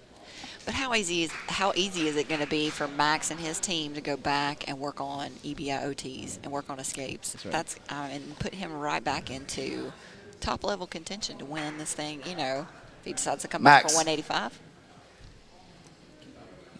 I'll get him second. Just got to say that Dang. Max is so impressive this week. Like I said, when he came out to the Chattanooga qualifier, was a buzzsaw, and you kind of question, like, what was the level of competition there? But he came out to the regular season, did the same thing, but we're about to hear from him. I'm here with our winner, Dane Lee. Dane, did you expect Maximus to push that far? I expected it to be very hard, and I really wanted the sub in regulation, and then I really wanted the sub in overtime, but he's tough. I knew it was going to be tough. I didn't expect him to get that choke through. He made me think about it, Max. That was good stuff, man. Yeah, I thought you were dead that one time, man, but you gutted it out, proving that you have the heart of a champion. We'll see you back. Who do you think is going to be, David Garcia or Reese Lefevre in the finals against you? That's really hard to tell. I didn't get to watch David too much, and I know Reese is really high level. We know who he's training with, so I'd be happy for either one. We'll see. That's what I care about the most, so let's see. All right, congratulations, Dane. We'll see you back in just a little bit. Nice. My man, Rock Troll. That was great. My dude, congratulations. You've been asking for this all week. You got exactly what you wanted. You represented your team, everybody that cares about you very well. What you got to say for yourself? Well, I know that we faced him twice, and we both really wanted to win. And Dane happened to come out on top. We both fought really hard, and I don't think the rest of the people that's left in the bracket is going to be going as hard against him as I would. I believe I was his hardest match, and I really am grateful that you had me on this PGF grappling platform. I hope my fans were inspired, and I hope I really hope that my heart and my competition and grappling skills, this match brings more opportunity in the future. Definitely, Maximus. We appreciate you so much. You brought a ton of great energy to this season. Thank you so much for that, man. We appreciate it.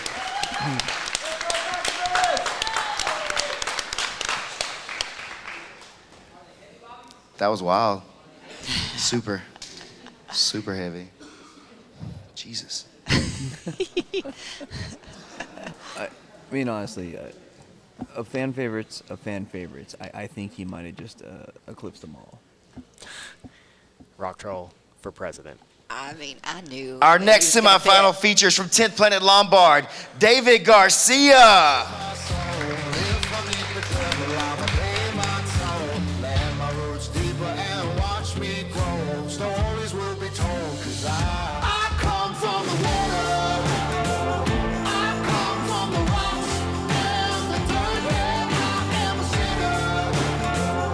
And his opponent, representing New Wave Jiu Jitsu from Austin, Texas, is Reese Lefevre.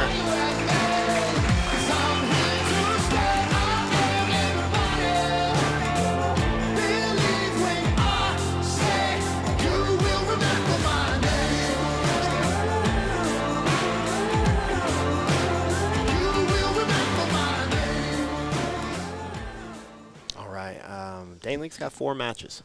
So he's hoping this one goes 15 minutes because he just had a war with Maximus Jolly.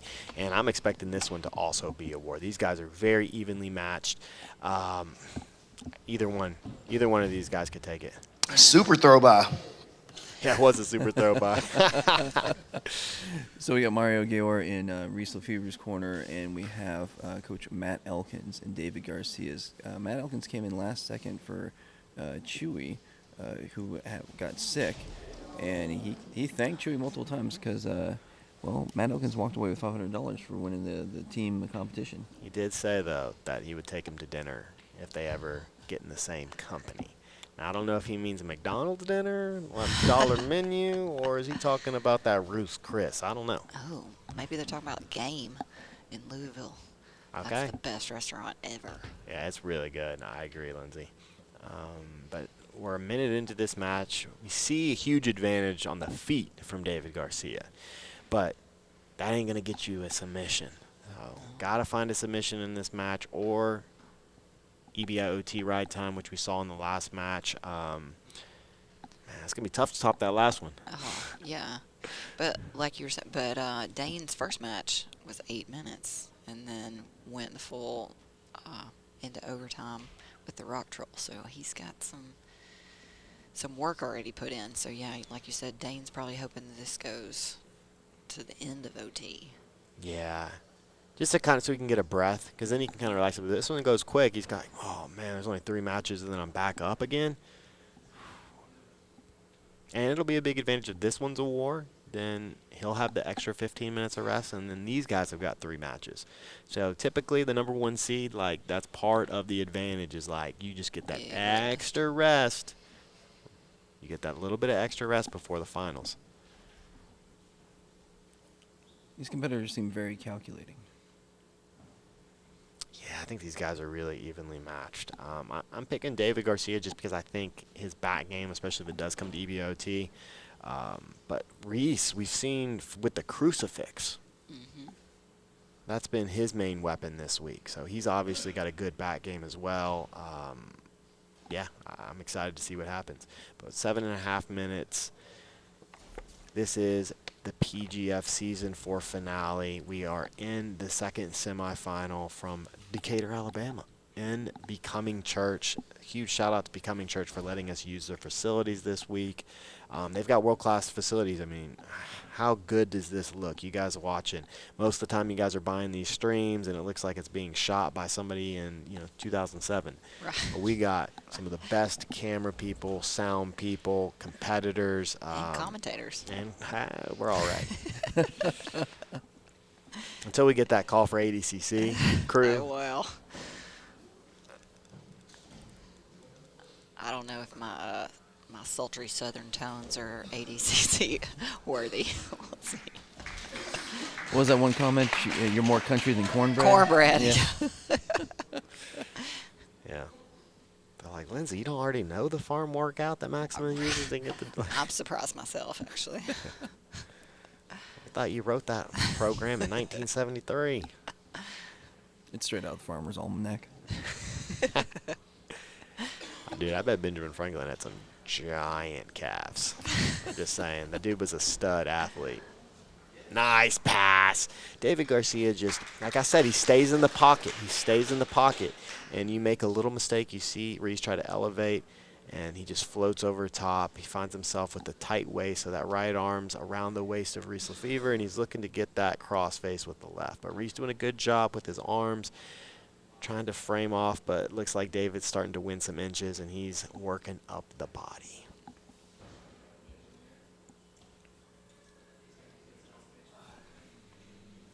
It'd be kind of dope in the future when we can, like, maybe one day when there's time travel, we can have a historical PGF. Get Ben Franklin in here. So we'll have like all the Teddy we'll Roosevelt. have the bad guy go against random people from history. You got Abe Lincoln. Yeah, Abe Lincoln versus the bad guy. You talking about a $30 pay-per-view for Abe Lincoln versus the bad guy?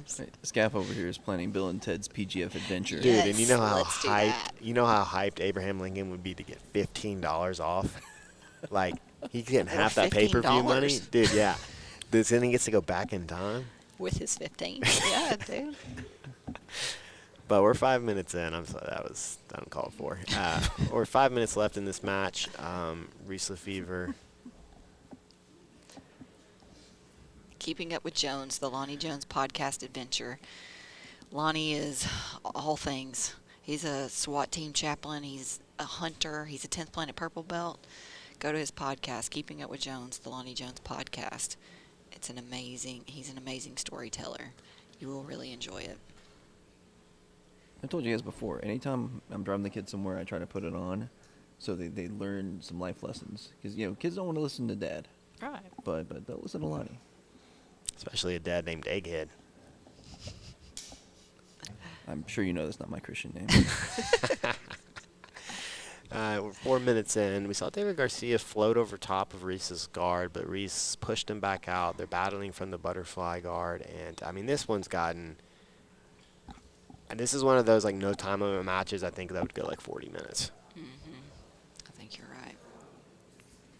Luckily, no time limit is not in the cards for today. Got Reese now playing from the closed guard. Now for you PGF superfans, we have seen a no time limit match that was fire. PGF Season 1, Joe Kai versus Kevin Primo. Yeah. How long did it go? I always forget. 73? It was like an hour and, like 12 minutes or something like that. But no stalling. No. Just constant action. And then Joe had to go out there again.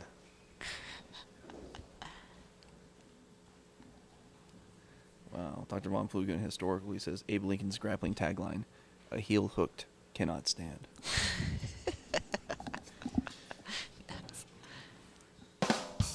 Historical humor, guys. PGF has it all. Yeah. Well done, Dr. Von Flu.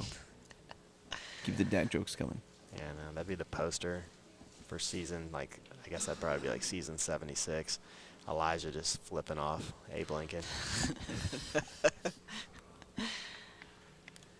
We got 2 minutes and 40 seconds. Reese still working from the closed guard. Neither guy able to gain an inch.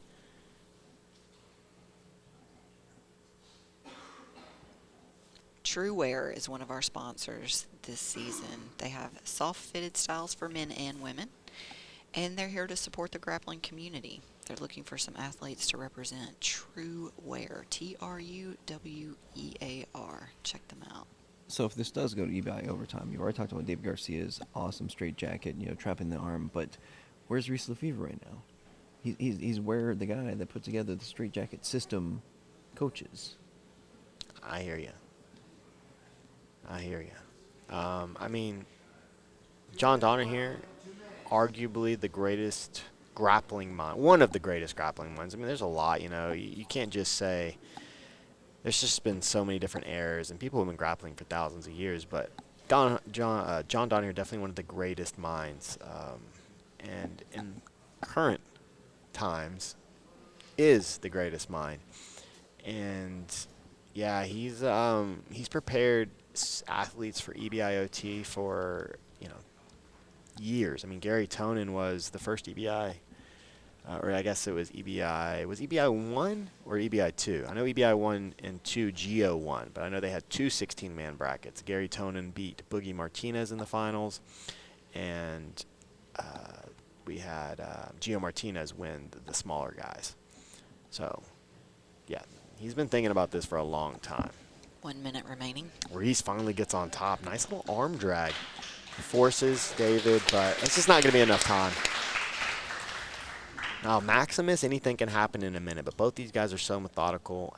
It's just not enough time for them to work, I think. Nice sweep. Yeah, nice sweep by David. Clock's still running. Is that just the old school? Yeah, and just a nice little come up, a little hip bump right there. But these guys are thinking about overtime already. This match looks way different. You could see the intensity. The intensity between Dane Leake and Maximus. I mean, that was, for the term that's used way too much in jiu-jitsu, super fight. Mm-hmm.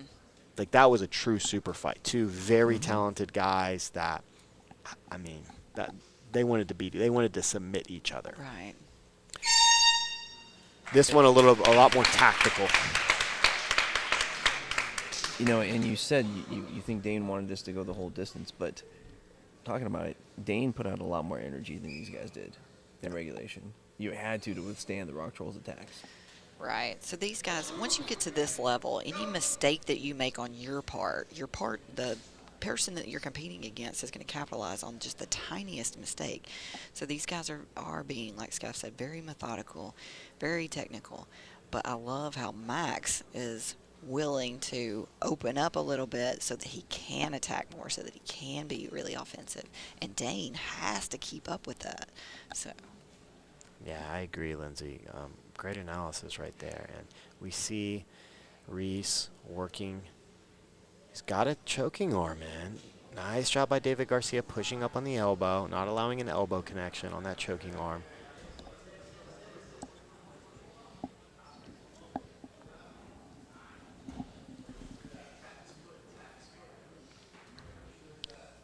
Nice work by Reese.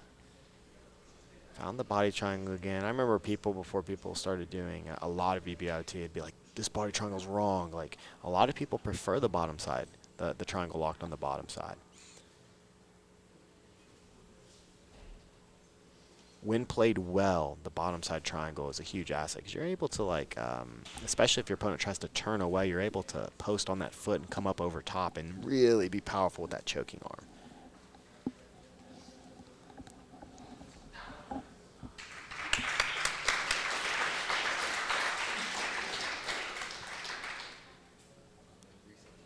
Is that top? What, did he tap him? No, I think the timer was wrong. They're going into OT now. Oh, he escaped. Okay, I don't know how he missed that. Yeah, this is where David's so tough.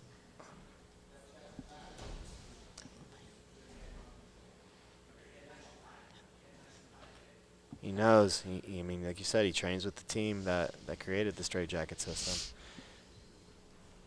Oh, but this is where David's so good. He's really good at, like, unorthodox attacks. Oh, but Reese is almost out, and he gets out.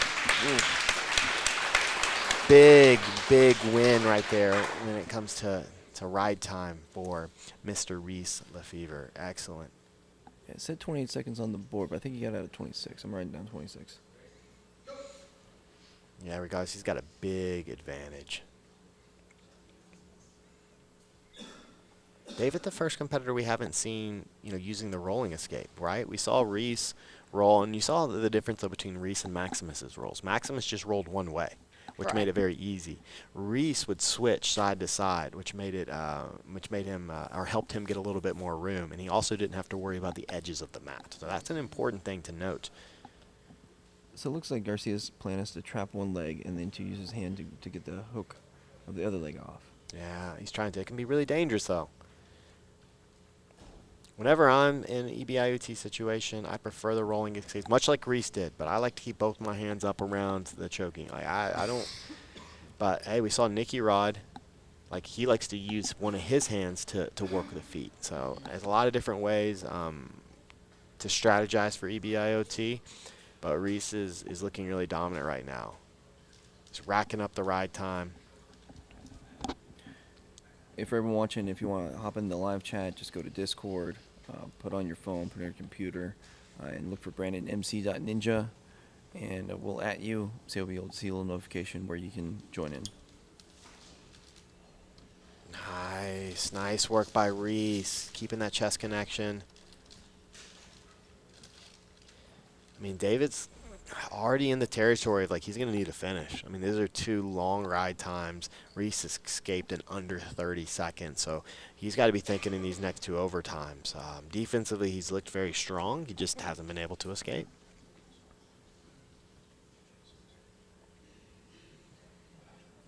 Thank you to Dr. Michael Cantrell for sponsoring a team this season, and thank you for always sponsoring all our crazy jiu-jitsu ideas. Dr. Michael Cantrell is an orthopedic surgeon in the area. If you're in need of a surgeon, give him a call, Dr. Michael Cantrell.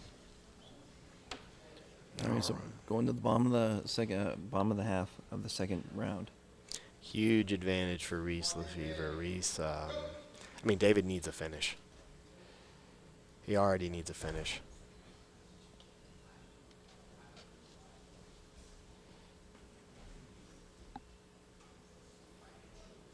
Reese doing a good, David doing a better job this time.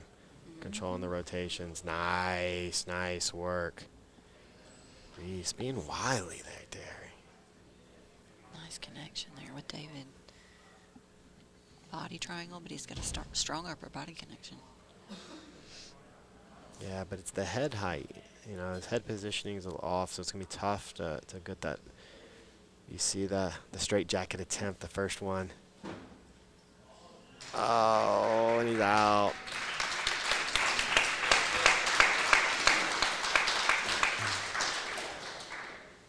So the time doesn't matter anymore. I mean, Reese has essentially already won. Even if David gets a 2-minute ride time, it's not going to be enough. So this is all about surviving, and can he come through with a clutch bottom of the third OT finish?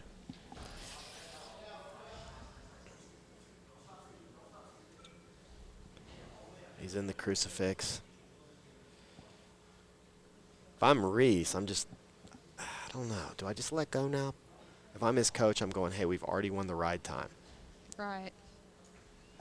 Save those scripts. Yeah, it's great. Yeah. Scrums? Maybe Reese has some scrumps in his grips.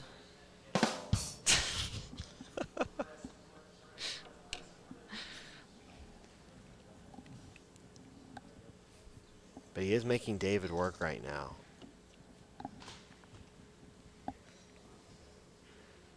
SupernaturalSurvivalGear.com for all your jiu-jitsu apparel needs. SupernaturalSurvivalGear.com.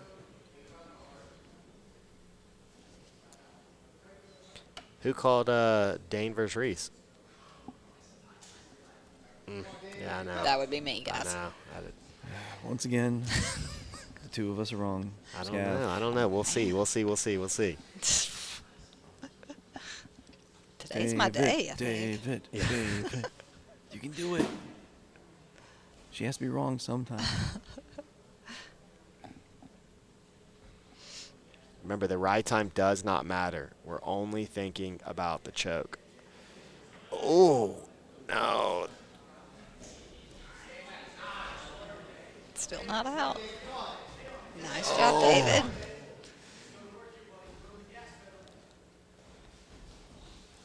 Oh, I think he's getting it right here. Yeah. Reese the Fever wins.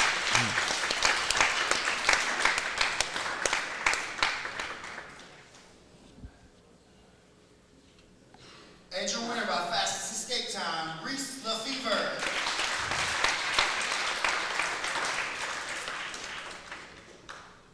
Oh, man. It's almost like I know what I'm talking about sometimes. That's tough. But nice arm drag here. Not a lot of action. And, like, neither guy came close. And everyone, before we get too caught up in this, if you have time, such from outside at 3 p.m., so if you need some food, some stuff, better go out there and get it now. I see some of you already have. Y'all are the good people. Oh, I see some people getting up, though. They're like, I need get that such that and such. such and Be a such. huge mistake not to. Don't let him leave. Well, he's got a nice. Fever making his way into the finals here at the PGF finale. Man, that was a battle with you and David. What do you expect? What do we expect from you in the finals? Man, first off, I just want to say that match, I pretty much knew it was going to go like that. You know, he's very stally. He tries to, like, just pass heavy, not a whole lot of offensive attacks. So it's kind of what I expect. I knew it was going to go full time. I know he's tough. He's really good at those EBI overtimes. Watch him beat Frank Rosenthal like a year or something ago. He's good, but I came prepared, you know, ready for Dane Leak. Hey, great job, Reese. You did come prepared, man. We'll see you back in the finals in just a little bit. Thank you.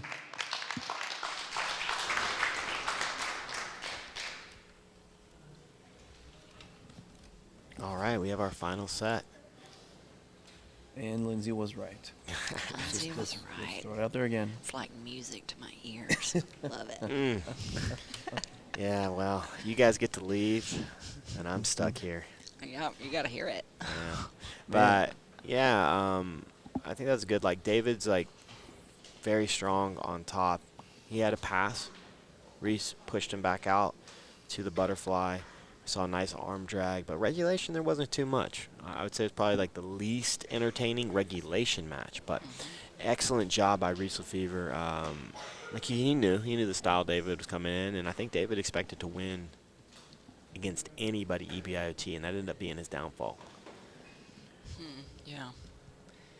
I was gonna say I'm really. And for our next match of the evening, representing 10th Planet Jiu Jitsu, O'Fallon, Illinois, is Super Mario Gayor.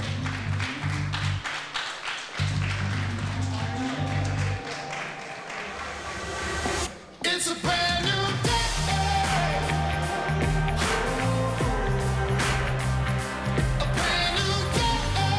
And his opponent from Pinellas Park, Florida, representing Inside Control Academy, it's Billy Baxter.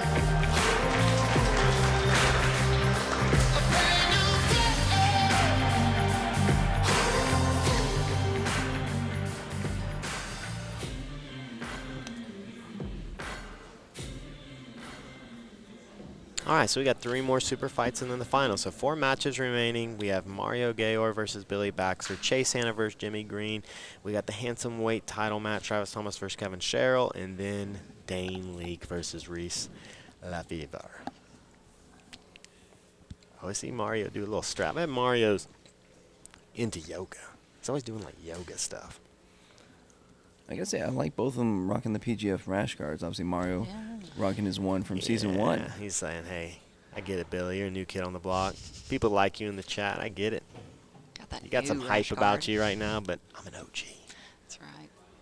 They don't make these no more. And we didn't get to see Mario as much as I would have wanted to in the regular season, or as much as he had gotten to compete in previous seasons. So I'm glad that Mario got this match. Wow, we know Billy Baxter. He likes the bolos. He likes reverse De La Rivas. He likes outside De La Rivas. Sean Applegate in the corner for Mario Gayor. That was his coach last season. Eric Longer this season. I apologize to the people out there for making that little mistake. And then, yeah, we got Billy Baxter on bottom, though, playing reverse De La Riva. Like I said, Mario's had mixed results in the PGF. At times, he looks brilliant. At times, he underperforms. So which Mario are we going to see today?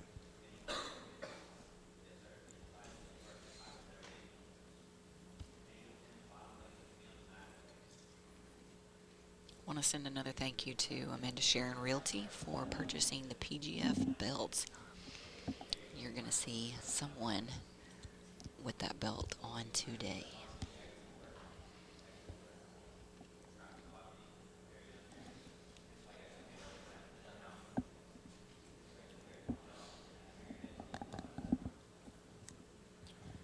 We're at 8 minutes and 30 seconds left. Well, Oh, no, I was just saying that. What a great opportunity it is to come to the PGF, not to only get the matches, but like you said for Mario, to have Sean Applegate in his corner as his coach last season. And he spent a lot of time, we saw before the matches, with his team. And then this season he was on Caleb McAllister's team, and Caleb also spent a lot of time on these mats right here before the matches, training them. So just getting that technique, the instruction from multiple different coaches. oh. He's going for that ginger snap. Man, Mario's so weird. I feel like Mario and Isaac Stackhouse need to get something going together. Doesn't Gary Meek have a weird game? Brandon's always talking about how Yeah, weird Gary does. Gary's I love game Gary is. Meek. Gary Meek's a great dude. That's Mario's coach, black belt out of 10th Planet O'Fallon underneath Eddie Brav. But Billy Baxter, looking good. Isaac was always trying to get that inverted gut wrench last season. What was that? Was there a duck in the crowd? Well, the door is open. Yeah.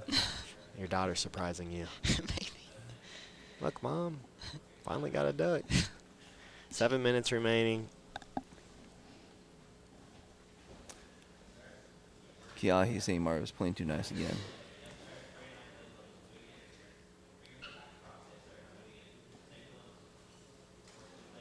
I accidentally offended Kevin Primo saying that he was too nice one season. That made him turn up the heat the next season. I just assume. I tell everybody, it's kind of like a disclaimer. It's like, look, dude, when you're doing analysis and you're commentating, I'm just trying to call what I see. I'm not always right. We got Billy Baxter fly over into this front headlock position, but you see Billy's shoulders are to the mat. Yeah, it's going to allow Mario to get on top. Hey, whoever picked this match was right. This is a really good one. These guys look to be evenly matched. These guys are fighting for what, like $1,000? I don't know what the commission's gonna do. Like if this is just a, Or I like don't know. If they, 500? do they get them? Do they get the $1,000? I don't know. Well, no, they do for sure. Okay. Right? I don't know. I mean, you're the Yes, boss they around do. here, Okay, Lindsay. they're saying yes. Lindsay's she's don't know. just trying to put it in her bank account. She didn't know who it was. Kind of like Elijah when he was like, Well, the next person. Yeah, I took that 20. Yeah. Okay, so the winner decides to keep it or split it. Oh, with the other guy. Gotcha. I mean, Mario's playing really nice here, No, but it's when it a- comes to splitting $1,000. purse, Is this like a Mr. Beast thing? Because I've seen him do this, where you get the option if you choose not to split it, you actually get less. Or maybe you get that exact amount, but if you would have split it, Yeah. then you would have gotten like twice that amount. Exactly. 10 times that amount. I don't think we have that budget. No, we don't. I don't know, you do. I've seen the budget.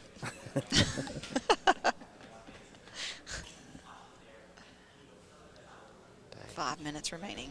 Yeah, I mean, when most of your budget is spent on paying one commentator, it's really tough, you know? We'll let you decide who's being paid.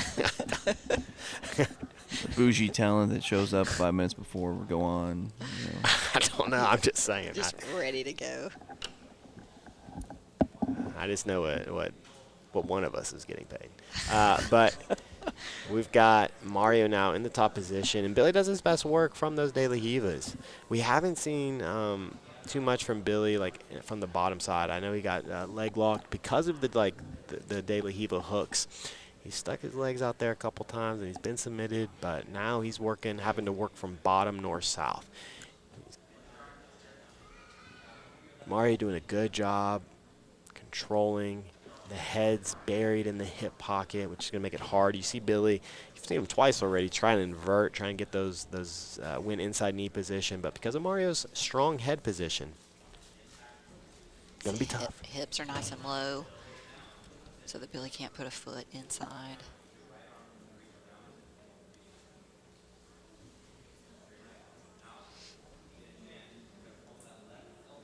Everybody went and got such and such. Now it smells delicious in here. You know who I ought to like to see in this match as well is Billy Baxter versus Irish Taco. Oh, yeah. That would have been good. That could be dangerous, though, because Billy's about those leg locks, and Yep. Taco was really, it's kind of his Achilles heel. Yeah. Haha. I'll be here all night. And you guys actually get a break from the Womp Womps today. We don't have a super chat, so. Yeah. 3 minutes remaining. It would be pretty cool if Subversive started doing womp womps. Would I be jealous? I don't know. Well, you have to get royalties. Right. Well, I think that if they like said my name, you know, that'd be Just okay. Use a recording of you. Right. Doing the Womp Womp. 2 minutes and 40 seconds remaining. Mario looking to isolate the neck here. He's fighting.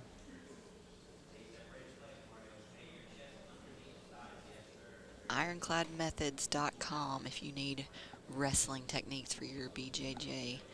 Go to IroncladMethods.com. That's the Elkins brothers. You'll be supporting Jake Elkins. Awesome instruction. It's personally helped my game. So check them out.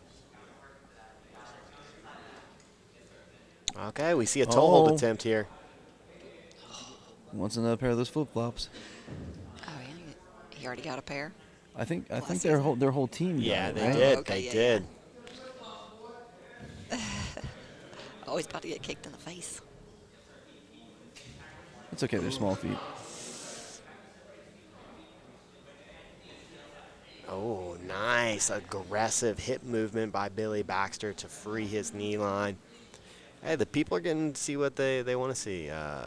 Lots of Billy Baxter mat time. We're 8.5 minutes in. Some of these matchups have been, like, especially like this one and David Garcia, Reese Lefevre. I think just no time limit. Who knows how long? I don't know how long this match would go. What about the Dane and Yeah, Max? same thing. Dane versus Maximus. But I would have watched that. Yeah, I think I would too. Well, there was just a level of like rivalry, you know, that Yeah, that Rock would Troll make that would calling have him made out. even like 45 minutes interesting. And like I said, that was the Rock Troll Super Bowl right there. He's going for a straight ankle lock. Mario's got a great straight ankle lock. You can see Billy. He's reaching back. Nice Nice job shot, by Billy. Billy, and immediately up. 30 seconds left. Man, Billy's looked really good in this match. So has Mario. This is a great way for both these guys to end the week. Not the week they wanted, obviously not making the playoffs, but both showing really good technical jiu-jitsu here. Excellent work from Billy escaping that leg attempt. I know Mario, we've seen him tap some dudes with the leg locks, particularly that straight ankle, and he went after that straight. Saw Billy grimacing, but nice hip movement freeze. This is going to OT. Which again helps Dane leak. Getting some rest.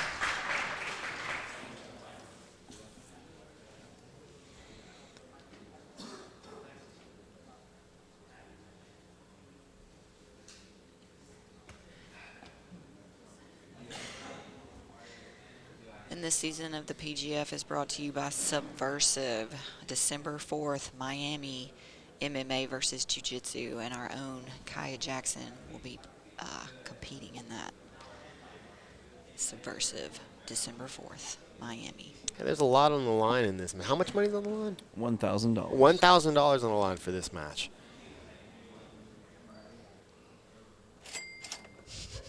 Yeah, man.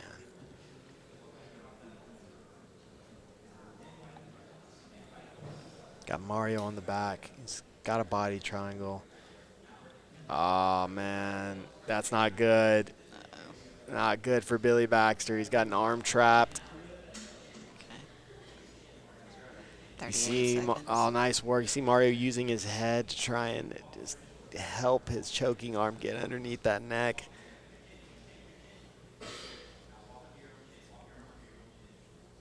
Both Billy's arms trapped. Yeah, he's in trouble. Oh, he's just... 59 there it seconds, is. 1 minute. Yeah, he's going to get this finish. I don't know. Billy's been so tough. 108. There you go. So about 108, 109. All right, so Billy's got to finish Mario before that. All right, this is where Billy wanted to end up all week. He wanted to use the barrel baller to take the back. We saw that, but... Okay, body triangle here from Billy Baxter. So the chat's wondering, is South Dakota Chris actually wearing toe socks? Oh, what an entry by Billy Baxter into the rear triangle. Oh, my gosh. This is not good. He's at 20 seconds. So I mean, this is good for him. I mean, this is not good for Mario. Ooh. Oh, he's going for this Udi. Ooh, that's it. Oh, I thought he tapped. I thought he did too. Oh, my gosh.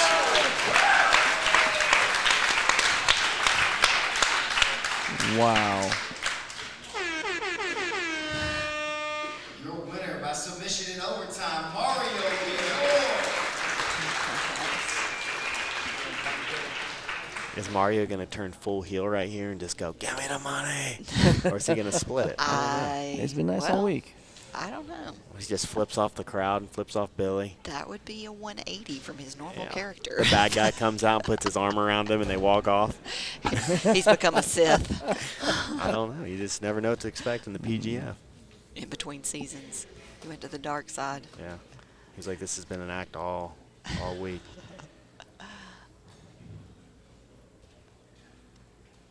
We got 3 more matches. We're almost done, guys. I am here with Super Mario Gayor, the winner of that epic scrap there, man. I thought he was about to put you away at the end. How close was that? I don't know. Maybe 3 centimeters, 4? Like, I don't know how to measure that. What's the metric? I don't know. Were you about to ever give up? It was tight. I know it was tight, but it wasn't all the way locked out yet. Still a slight bend at the wrong angle. It's close, though. Like, if it would have pushed at the right angle, it would have been done. Well, Mario, you're a 3-time PGF seasoned veteran. What are your thoughts on the PGF? I love the PGF. You know, first time I got into it, thanks to Kiahi and BMAC talking. So I do need to do that real quick. Shout out to Next Step, BJJ, NECK. Kiahi runs that page. I'm just trying to help him do something so he can do jiu-jitsu full time. Yeah, we love Kiahi here, big fan favorite. How's he doing? He's quick update. Yeah, he can lift stuff with his arm now. It was purely a dislocation, as far as we understand it, and he's in the good parts of the progress to get a look at that and get it taken care of professionally. Awesome.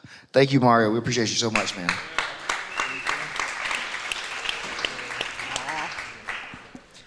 Got my man Billy Baxter coming down. Man, great scrap. That was fun as fuck. Got took out in overtime, came back, fought hard. Like, I don't know, he thought 3 centimeters. How far do you think? 3 centimeters what? Oh. For finishing? You don't do metric. You're like an inch, probably an inch. How you feeling?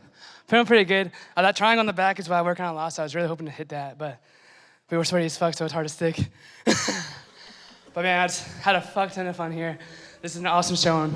I can't wait to be back. And the sparring is getting stronger every match, guys. Just wait. We appreciate you, Billy. Thank you. Awesome.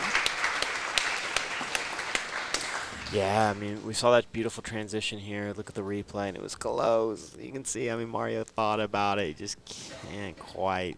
And Mario does a great job escaping this position. Definitely helps that, get a little sweaty, but that's what happens after a 10-minute war like that. Escapes out the back door, and Mario's taking that money home. And we're back for our next match of the evening from 10th Planet Atlanta, Chase Hanna.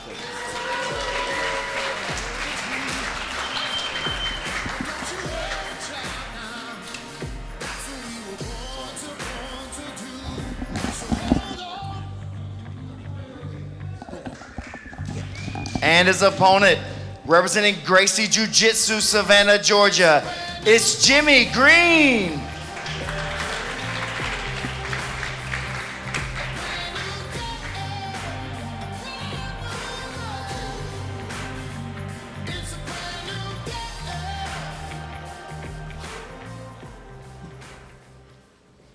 All right, Jimmy Green coming out. I'd never even seen Jimmy Green, so I had no clue he was going to come out with Caleb McAllister in his corner. I was not expecting that, but, man, that's a great choice. I don't know if these guys know each other or if it's just, hey, Caleb, I know that you're a good coach. I need somebody like that in my corner. And, we got Chase Hanna here. He's an absolute stud. In the jiu-jitsu community, it's kind of just like, hey, will you coach me? Oh, sure, man. I'll be there for you. I think there's a little rivalry between Caleb McAllister and Sean Applegate's guys. For sure, for sure.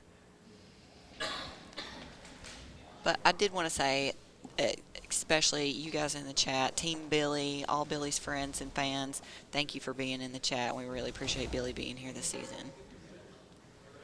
I see Jimmy Green trying to work on the outside smart. He doesn't want to engage those butterfly hooks at all, because if you've just done even 10 seconds of research, you know that my man Chase Hanna is one of the best leg lockers in the world. When he gets to his finishing positions, he's tapping everybody.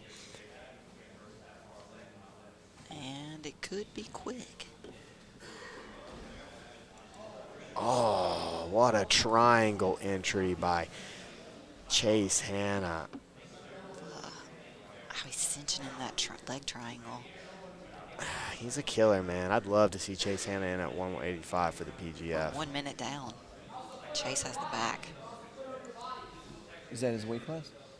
No, he's actually underweight. He's about 175. Oh, extended arm. Oh, and he's gonna. Oh, you saw Jimmy. It looked like he thought about it. Got Jimmy Green trying to stack. Got to be careful. He's off the mat. Yeah, but Chris won't stop it while there is a submission in. Yeah. I mean, Chase Hanna's a stud. Yes.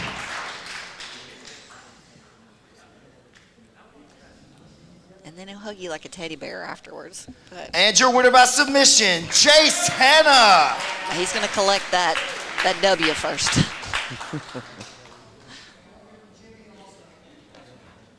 You're going to get a replay here real quick.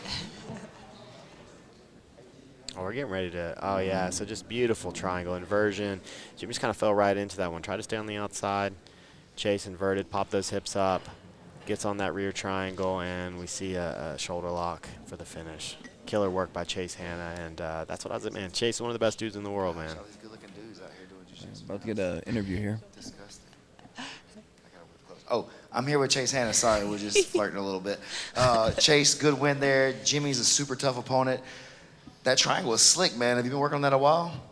Honestly, I just felt it in the moment. He was keeping his head down. I was trying to go for the legs. He obviously knew that, so he's keeping his posture back and putting his head down. So saw the moment and just kind of shot my hips. Trying to get 6 for Brandon, you know what I'm saying? Got to get those 6 points, man. Chase, we appreciate you coming out here to the finale. Having such a high-level player as yourself out here made the card so much better. Is there anything you want to say to the people at home? I love all y'all, and hopefully we'll be back soon. Let's go. Definitely. Thank you so much, Chase. Stud, man. Jimmy? Stud. I'm about to get another interview here. My man, good match. Let's step on down here with me. Man, tough scrap. Everybody knows how tough Chase is. One of the top guys in the world. You stepped up, threw it down with him. How you feeling? I feel great. Felt like I kind of got a bit of a sickness earlier in the week. Took some time off the mat. Felt kind of better. Still felt like I was coughing stuff up. I really appreciate you guys for having me and bringing me here. Especially you, Kingpin. Appreciate you. I hope to come back, man. I really want to be a high-level grappler and keep competing. You guys don't know this about me, but I was born in a little country called Liberia in like in the early 90s. Civil war going on. Me and my family came here as refugees. And to even be on this stage right now, to even be alive, it's kind of incredible. So it's nothing short of miraculous. So I plan on coming back here, doing this again and again and again, because I believe the quicker you can come to failure, the quicker you can come to success. So I really appreciate you guys. Shout out to Gracie Jiu-Jitsu Savannah. Shout out to Jesus. Shout out to my mother. Shout out to James Finizio, who's been here with me for the entire way through. Shout out to Pedro Sauer. Shout out to Caleb for coaching me. Shout out to Jason Stewart for driving me 7 hours. Truck broke down, had to get a rental. Man, it's a miracle I'm here, so thank you guys. Thank you, Jimmy. And I just want to say, you are a high-level grappler, man. Thank you. We're going to take a 5-minute intermission, and we'll be back with the Handsome Weight title bout.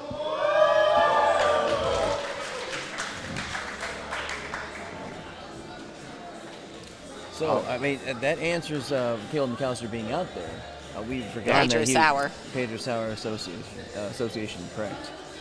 Guys, we only have 2 matches left. You know, these weeks are always feel like a whirlwind, right? We're on these streams for 5, 6, 7, 8 hours, even sometimes a day. Yes. And anytime we get to like, hey, there's only 2 more, it's kind of like, whoa, just crazy, right? How fast. And so we got 2 matches left. We got Travis Thomas versus Kevin Sherrill for the Handsome Weight title. And then we've got the finale. Who is going to walk out of here as the champion? Is it going to be Dane Leak or Reese Lefevre? Who are you picking? You called that final. Did you say who was going to win? I didn't say who was going to win, but I'm going with Dane. I'm going with the great Dane League. I got to go Great Dane. Got to do it. I mean, yeah, I have to go with it. What about you, Scaff? Man, I'm going to go. I'm going to go with the kid, Reese Lefevre. Okay. Just because you two really went with Dane. And I got to get some redemption back on Lindsay. I am on a roll. I am on a roll. And honestly, I think both these guys are phenomenal. They've been great all week. I mean, when we started the show off, there were 5 names that I thought had a possibility to win it, and Dane and Reese were near the top of that. They were one of those 5 dudes, and they're both in the finals. I'm not surprised. Either guy can win. Let's figure it out.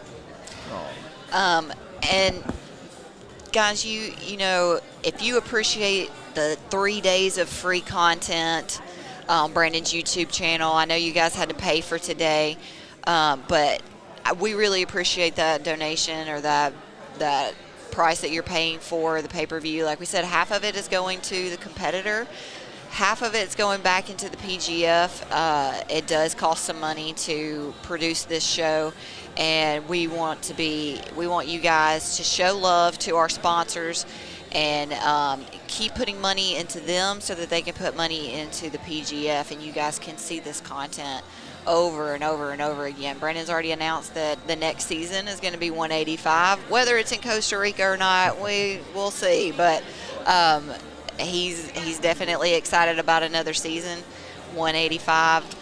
We'll see if there's ladies or not. We don't know all the details yet, but definitely go visit our sponsors, give them your patronage, and we really appreciate you guys watching. Wrestling is all the rage right now in no-gi jiu-jitsu. Coach Jake, Ironclad Wrestling.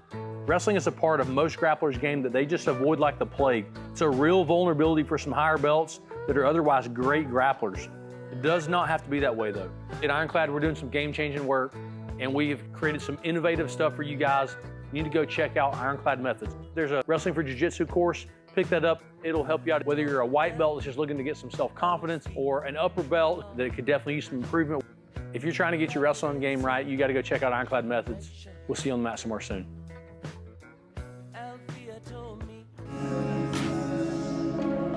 Listen, if you try to get into competing, jump into the PGF. If you're already competing, jump into the PGF. It's the way. Shout out to Fort County Jits. Out here at the PGF in Decatur, Alabama. Yanking.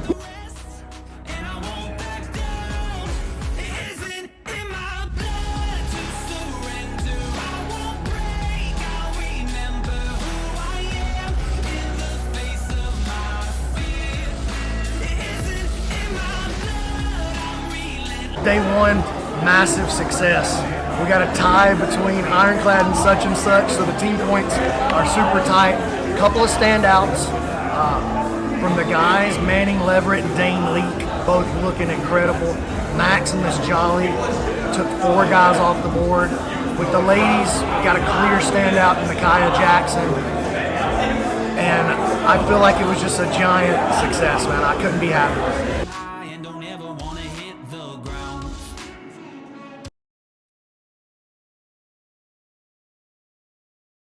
The greatest misunderstood concepts for people who are trying to excel, who have dreams, that want to do things. Talent you have naturally. Skill is only developed by hours and hours and hours of beating on your craft. I've never really viewed myself as particularly talented. Where I excel is ridiculous, sickening work ethic. You prepare, you do everything the right way, you do everything you're supposed to do, and then you go in and you lose in the first round to somebody who was just better prepared than you were, or they were just better than you were, or you just messed up. It's supposed to hurt. That sting is what propels you to do better next time. That's what propels you to grow. We don't grow doing the comfortable thing all the time. Well, you never lose. No, you gotta lose. You're supposed to lose. We grow at the edge of our current capabilities. We have to play on the edge, on the extremes of what we're capable of right now if we want to grow. If we don't do that, then there's no becoming the next thing. There's no evolution. It's always just in the comfort zone. So your growth always lies in the losses. It lies in the failures. You have to seek those and look for them. You have to give your best. You have to give 100% of yourself in these pursuits, knowing that it might hurt. They come in, they're afraid to lose this game of death, because really that's why jiu-jitsu is so fascinating and such a beautiful thing, because really it applies to life in on the streets, saving your family, protecting your children, protecting your wife protecting your children, and back and forth, your children knowing jiu-jitsu and protecting their father and son, whole family where everyone does jiu-jitsu, that's, that increases your chances of survival. It's a great way to exercise. It's a great discipline. It's great for your body. It's great for your mind. Like after we leave jiu-jitsu class, tell me, when are we more like loose, relaxed, and silly? It's gonna take time. Oh, you don't have it on day one? I'm not It must be so hard to not be perfect right at the beginning. My son asked me, hey Dad, is there really such a thing as superpowers? And I'm like, jiu-jitsu. It's challenging to your physical body for sure, but more so than that, it's challenging to your mind. It's challenging to your thoughts about yourself, about what you're capable of and what you're not capable of, and where you stand in the physical hierarchy of the people around you. All that stuff is challenging. And man, most people don't want to be challenged, just to be honest with you. Most people are very normal. They're very average, and they're happy being average. Or they think they're happy being average. A lot of times I think you just don't know that there's something better out there. But yeah, I think people don't want to be challenged because they're afraid that they'll have to become uncomfortable. It was this conquistador. He brings his people over on his boats. They land on the shores of the Aztec army. And as they storm the beaches, they're met by this giant army coming down to engage them in combat. This is a problem. And when the people see the size of the army, when the conquistador soldiers see the size of the army, they start to turn, like their spirit begins to turn. And Cortez looks back to the ships and he says, burn the boats. And they light the boats on fire. And he looks to the people and he says, we either win or we die. Those are the choices. There are times in your life, whether it's for your martial arts pursuit, or whether it's for your job, or whether it's asking this girl to marry you, or whatever, there are times when it's time to burn the boats. It's time to go all in. It's either we go or we die. You know what I'm saying? The first step before anybody else in the world believes it is you have to believe it. There's no reason to have a plan B because it distracts from plan A. Jiu-jitsu is not just a cool martial art to do. It's not just about self-defense for me. Like, jiu-jitsu is the filter now through which I see the world. So I look at everything through the scope of jiu-jitsu, or how I learned jiu-jitsu is how I learn other things now. So I learned how to learn through training and studying and being so like intensely obsessed with Brazilian jiu-jitsu. I think martial arts, jiu-jitsu in particular, gives such an easy to follow pathway towards mastery. Like it lays out this thing where, look, if you'll just show up to practice and do the practice and you just do this consistently, then the results are right there. And so it's such an easy to lay out path towards excellence and mastery that I really think that's the best gift that it gives, is laying out the route to excellence for you. It's an art that anybody can do. Children, old ladies, they all do it. It's really, really easy. I'm not trying to sell it to obviously I want to make money, but it's the truth. The truth is anybody can learn it. All you have to do is just show up to your local jiu-jitsu school and just watch. Just go and just watch for a couple times. It's free. You don't have to commit to it. Just tell the guy you want to watch, and you watch and you realize, oh my God, I had it all wrong. Well, jiu-jitsu is the only martial art where it really works like in the Bruce Lee movie. Yeah. Where the little guy really can beat the big guy. Yeah. So you're gonna watch this from wherever you're at. I want you to try Brazilian Jiu-Jitsu. I want you to get involved with it. It's hard. But that's exactly why I want you to do it, because it is hard. That's the reason that you need to start putting some attention into it. And it's gonna be one of the best decisions that you ever made for yourself. And if you listen to this and you do get started, a couple of years from now, I want you to remember and I want you to send me a message and be like, thank you. Because you. Hey, are you a jiu-jitsu dork? Yeah, me too. My name's Brandon Mccaghren. I'm a 10th Planet Jiu-Jitsu black belt under Eddie Bravo. Here on this channel, you're gonna find all kinds of content. I do 1-minute jiu-jitsu hacks. I got full seminars, instructionals, jiu-jitsu breakdowns, and then every Friday, we do a show called Not the BMAC Show, which that'll make sense. Just watch it, it'll make sense. My goal is to be your Morpheus. You could be Neo, but let me be your Morpheus. Let me pull you up out of the jiu-jitsu matrix and let you see how simple it really all is.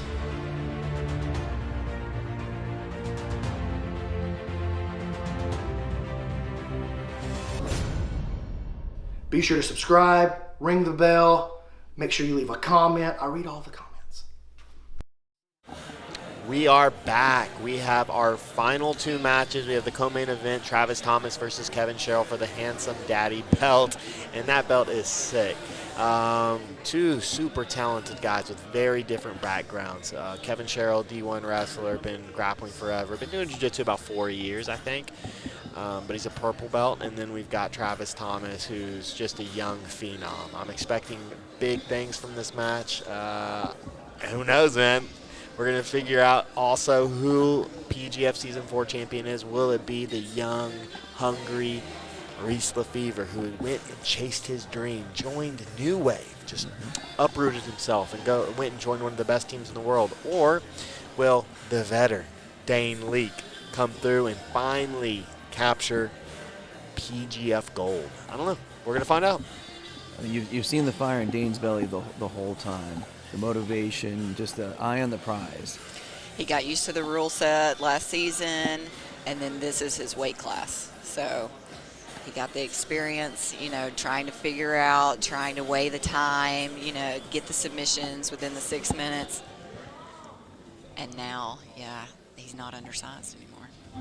That's right. And we are back for our co-main event of the evening. This for your Professional Grappling Federation Handsome Weight Championship of the World. Coming to the stage first, representing 10th Planet Jiu-Jitsu, Decatur, Alabama, it's the Mantis, Travis Thomas!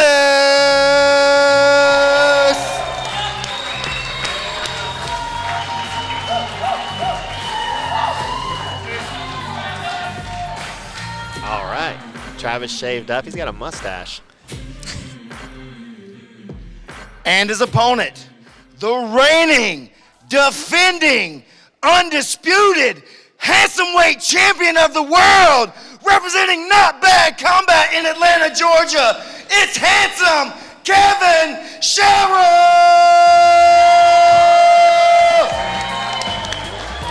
He's so handsome. Oh, man, this is so much fun right here. I can't believe it. The bell. We've got our referee, Lance McConnell, just... A handsome daddy belt. I bet this is the only handsome weight title. Oh, 100%. I mean, this... So this is a world title. And we have somebody defending this belt, and Kevin Sherrill, who's just a monster. Was a season 3 favorite. Obviously, Travis got a little bit of size on him, but they're both handsome. That's what matters. Yeah, we knew Travis was going to pull guard. Travis likes to pull guard. He likes to start his matches off slow, work from the bottom position. Kevin, with that wrestling background, he's tough. A little outside De La Hiva play from Travis. He's got our champion, Nakia Jackson, in his corner.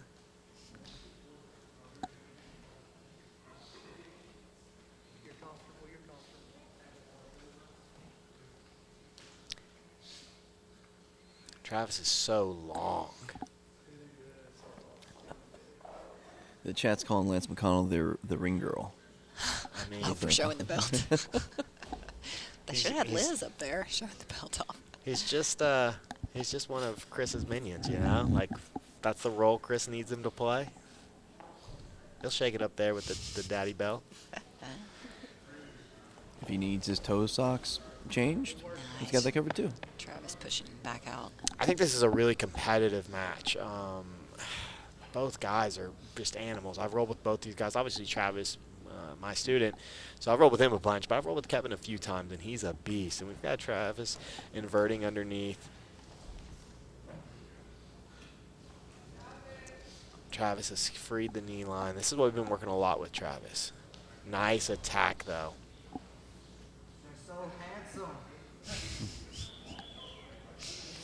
Yeah, I can't. Why do they have shirts on? That's a good question.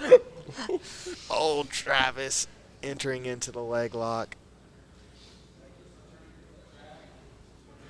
Nice leg defense, but now Travis is up on Kevin's back. Nice.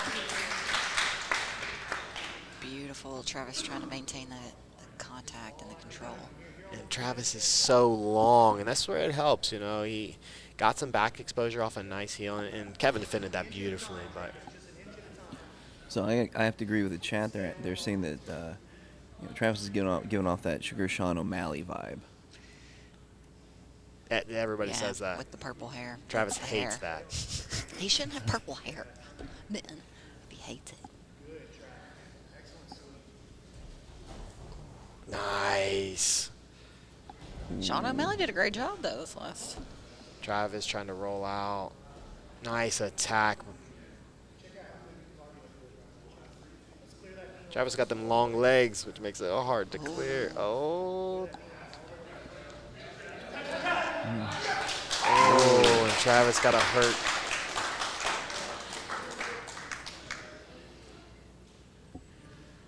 So they turn that into a straight ankle?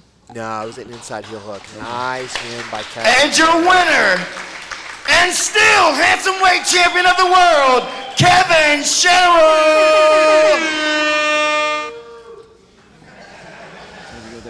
Yeah, look at this. And Travis just spent a little too time. He didn't point his toes enough. Oh. Probably takes a little pop right there, but it shouldn't mean anything too bad. Kevin Sherrill's a beast, man. Really nice inside heel hook, and he remains our handsome weight champion. And he gets this super sweet belt. And you see Liz up there in her cowgirl outfit. And nice win for Kevin Sherrill. I mean, this is one of the most prized titles in Jiu Jitsu.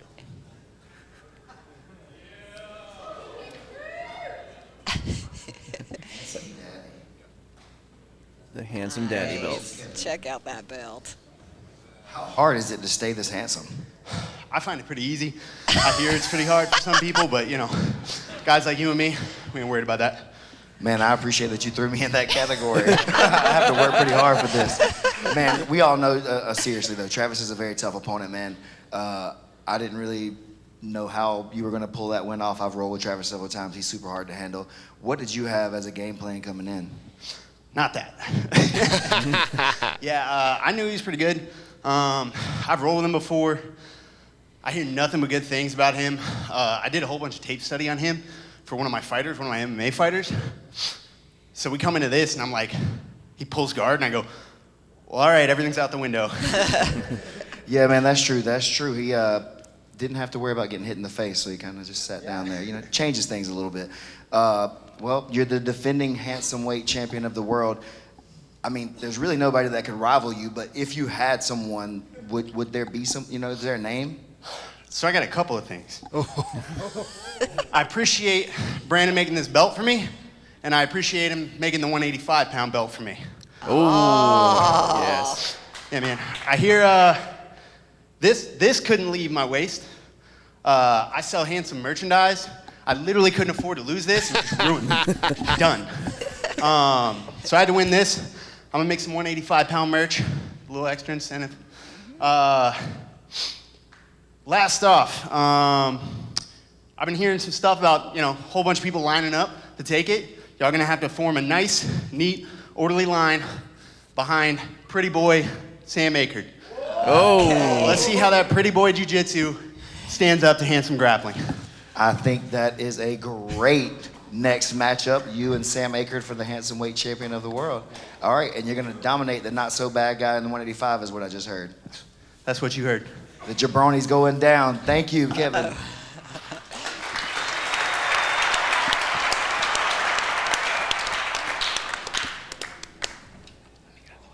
And of course, he's talking about jabroni grappling, which is the bad guy, Elijah Carlton. That'll be an awesome season. Dang, he's got handsome coaches too. Right. Dang, dude. Wow. Just a handsome team. Those are good-looking men.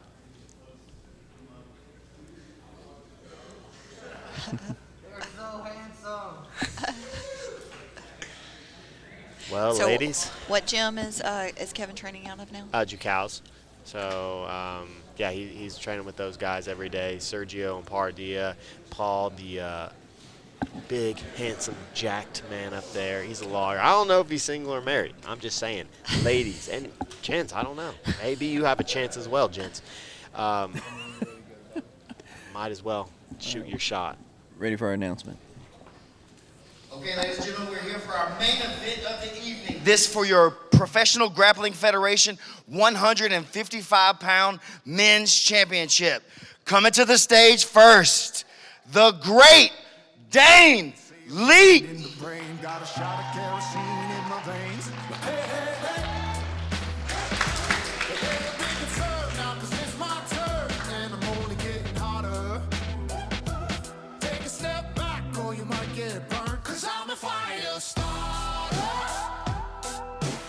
And his opponent from Austin, Texas, Reese LaFever.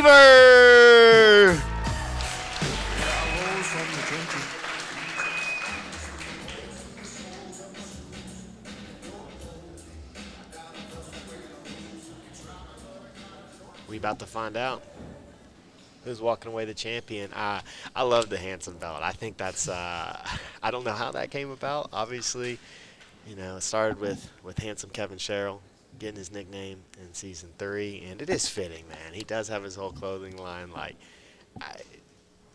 we'll see. Oh, I love it. Will that belt ever leave his hand? Let's I make don't some know. noise for these guys as we get started. Come on, y'all. Let's go. Let's go. Let's go.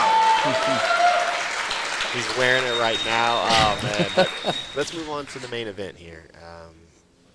A really good main event.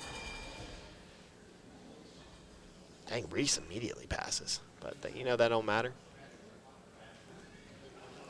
Nice sweep. And immediately passed is Dane Lee. Dane's had a lot of time to recover. I think both these guys are fresh. We don't got to worry about that. I hate when tournaments just force their athletes to just go, especially like in this tournament format. Yeah. Obviously, we just ran a quintet, so we were, you know, expecting these guys to go back to back to back to back if possible. But we did see a couple, you know, take the option to sit and let their teammates go. So, you know. Yeah, but this is the main event here. Oh, nice. Nice pummeling, but Reese finding himself back in the butterfly guard. And, man, I think Dane fell over right there just to get comfortable again. This is where he's comfortable. You playing with his guard, or playing through his guard, getting a sweep. Okay, he's getting a little roly-poly. Got some roly-poly action going on here. Switching positions.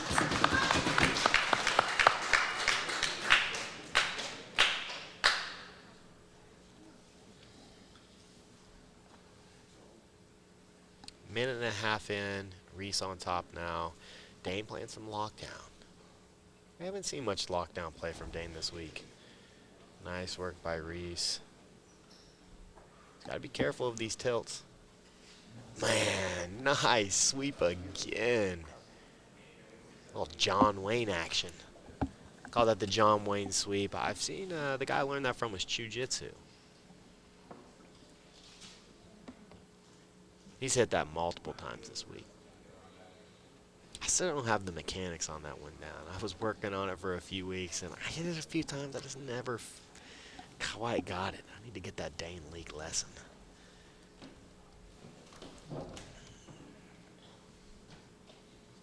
There's been a couple of private lessons that I'd be interested in.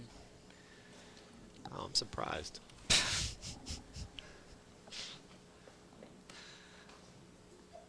Huge shout out to all of our team sponsors this season: Supernatural Survival Gear, Such and Such, Ironclad, and Dr. Michael Cantrell. season would not be possible without you guys. Yeah, you see Dane. He wants to get where he's comfortable.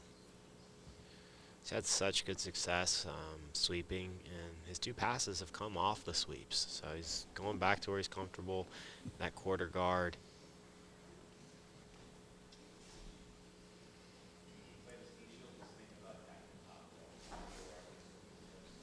Reese looking to jump on the head.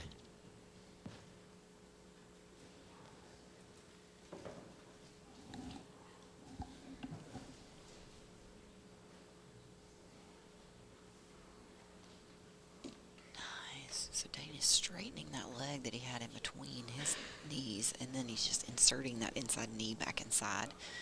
Straightening the leg, insert the knee.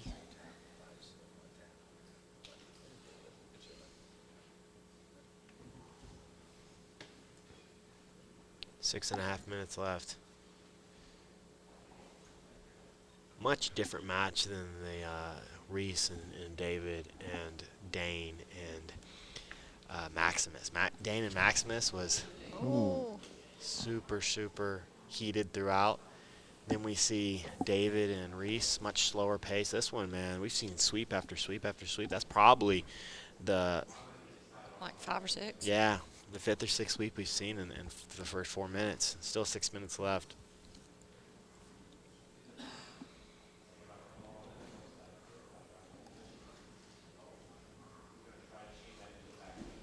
Nice pass. Reese passing the guard. Dane, you can hear him using that breath work, just pushing the air out.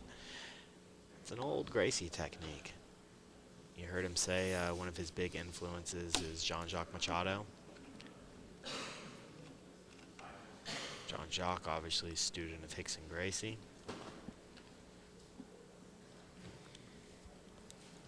And this match is flying by. Keeping Up with Jones, the Lonnie Jones podcast adventure. Go and support Lonnie Jones. Listen to his podcast. Awesome storyteller. Life lessons. Professional counselor. Get some amazing insight. Keeping Up with Jones, the Lonnie Jones podcast adventure. Nice pass by Reese, but just immediately back into the quarter, man. He needs a BJJ Fanatics, I'm telling you. Just how to always recover quarter guard.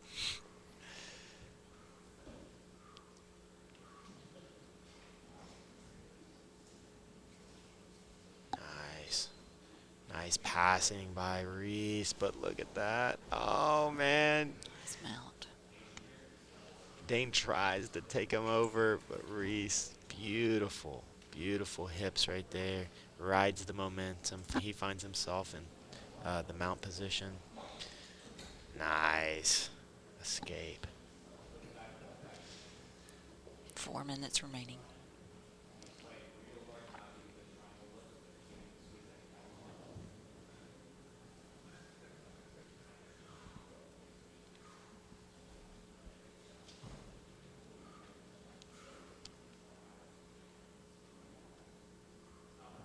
Reese has had a really tough road today. That first match against Manning Leverett took him about 8 minutes to get the submission.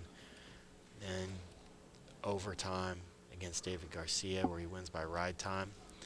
And now he's facing a really tough Dane Leake. And, man, time's flying by. I can't believe it's been almost 7 minutes. Oh, wow. 3:20 on the clock.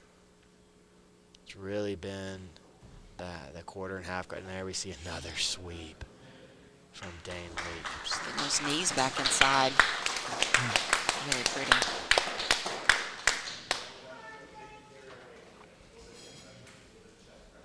Dane doesn't look comfortable on top against Reese. We see him kind of just falling over. Like Reese is trying to stay on top. Dane's getting sweeps, but anytime Reese threatens anything, Dane just kind of falls back over into his preferred position, bottom quarter and half guard.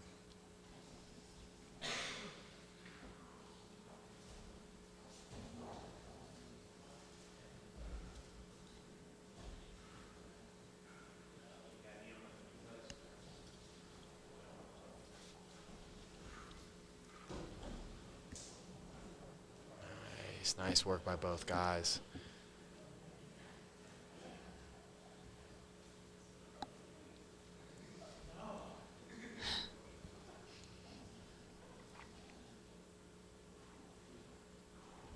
Ten minutes and 10 seconds. Visit shoptoehold.com for your custom leather flip-flops. He's got all kinds of amazing leathers. He's got ostrich and alligator and elephant, ethically sourced. Oh, man. Shoptoehold.com. Great triangle attack, and you see Reese trying to counter with the leg, but man, that was quick.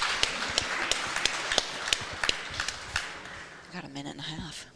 I thought Dane might have popped on that triangle.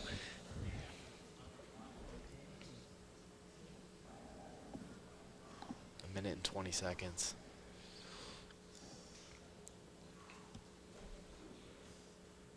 So in the EBIOT, we saw Dane get the finish over Maximus Jolly. Reese wins by ride time. Now Dane's defense looked really good. It's looked, I mean, last season only one person tapped him, Elijah Carlton. This season, he was tapped by Matthew Boyles, but that was after he was tired. Yeah, I think that was his 4th match in a row. Yeah. Yeah, he was tired for sure. Nice. Dane. Nice hip movement by Dane on the bottom. See body triangle here. 35 seconds. Unless Dane can force a triangle situation here. You see a little hip bump. That reminds me of Dane's, that triangle he hit day 2. Oh, beautiful. My gosh. Just so easy. Just have the perfected angle. I guess, man. Hip bump sweep. 5 seconds. Oh, doing the Dane leak. Doing the leak. One time. Y'all make some noise for these guys. We're heading over to time.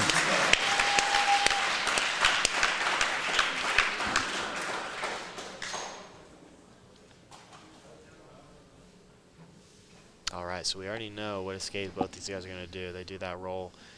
They're both going to look to roll aggressively.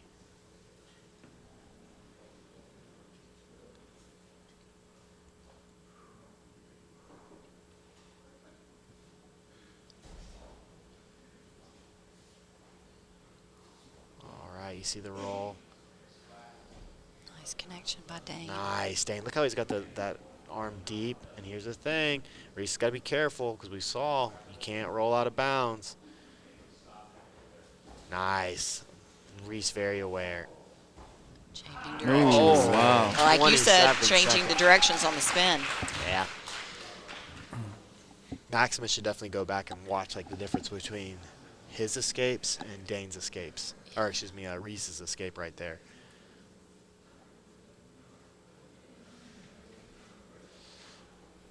Body triangle in play.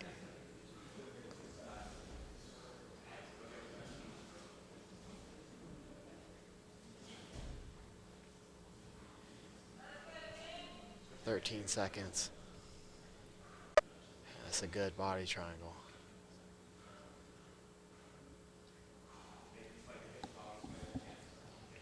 All right, Reese in control now of the ride time.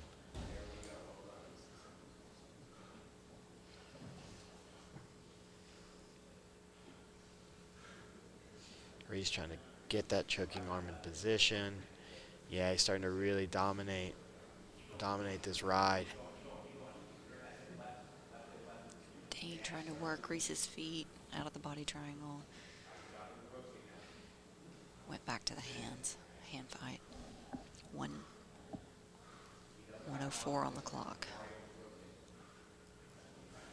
And remember, the clock is counting up, counting the ride time. Mm-hmm. And it maxes out at 2 minutes. Saw 27 seconds from Dane. Obviously, Reese. He's really in control of this finals. I mean, when we talk about 2 minutes, like if he gets this 2 minutes compared to 27 seconds, it almost puts Dane in that, like, I've got to finish him territory. Ooh, he's trapped. Oh, he almost trapped an arm. Great job by Dane. Got about 10 seconds left of ride time.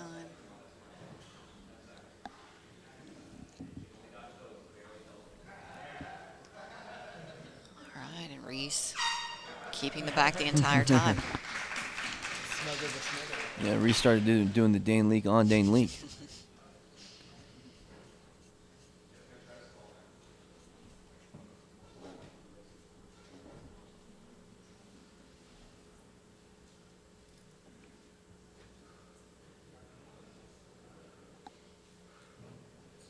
Okay, he's going for a single hook. There's some advantages to the single hook, but you got the body triangles preferred, especially when you need a finish. Nice, okay, he's going back. He's trying to control the hips. Oh, nice. Man, Reese is so slippery. Oh, man. Wow. Yeah. 30 seconds. Yeah, I think the single hook would be a whole lot harder to hang on to when they are rolling like that. Man, Reese, so slippery.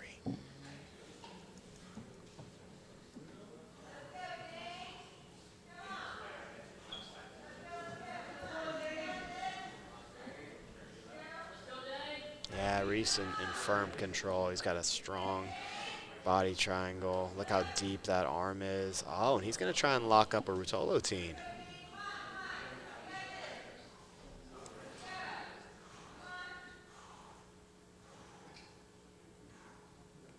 Trying to fight that hand.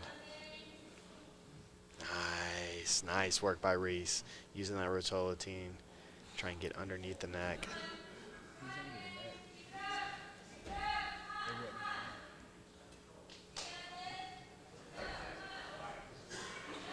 Well, Dane officially, like, he has to have a finish in this third overtime. If not, Reese doesn't even need to go. Mm-hmm.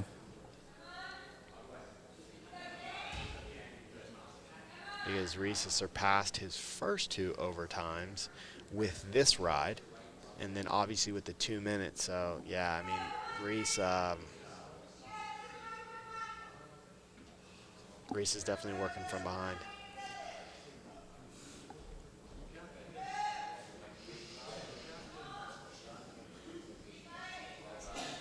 How do you slow the kid down, though? You know, he's looked so slippery. He's just able to rotate his hips and shoulders. Once that rotation started, nobody's been able to hold on.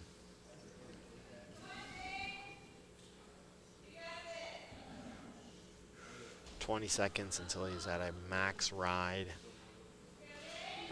The max ride, the ride time doesn't matter anymore. Mm-hmm. It's purely can he finish. He's got 10 seconds to finish because Dane will have one chance.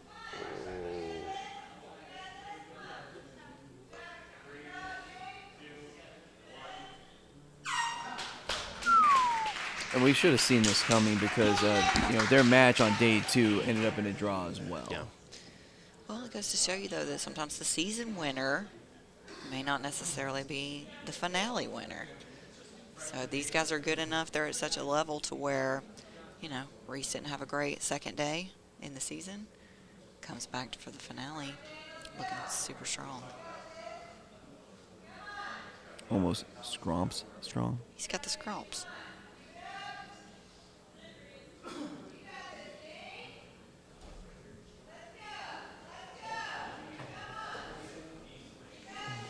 He's going to need to try and slip this in as Reese goes belly down. You see he's trying to work from this belly down position.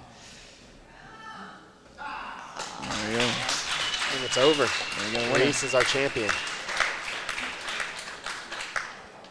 And Reese Lefevre is the champion. Your winner and new Professional Grappling Federation 155-pound champion, Reese Lefevre.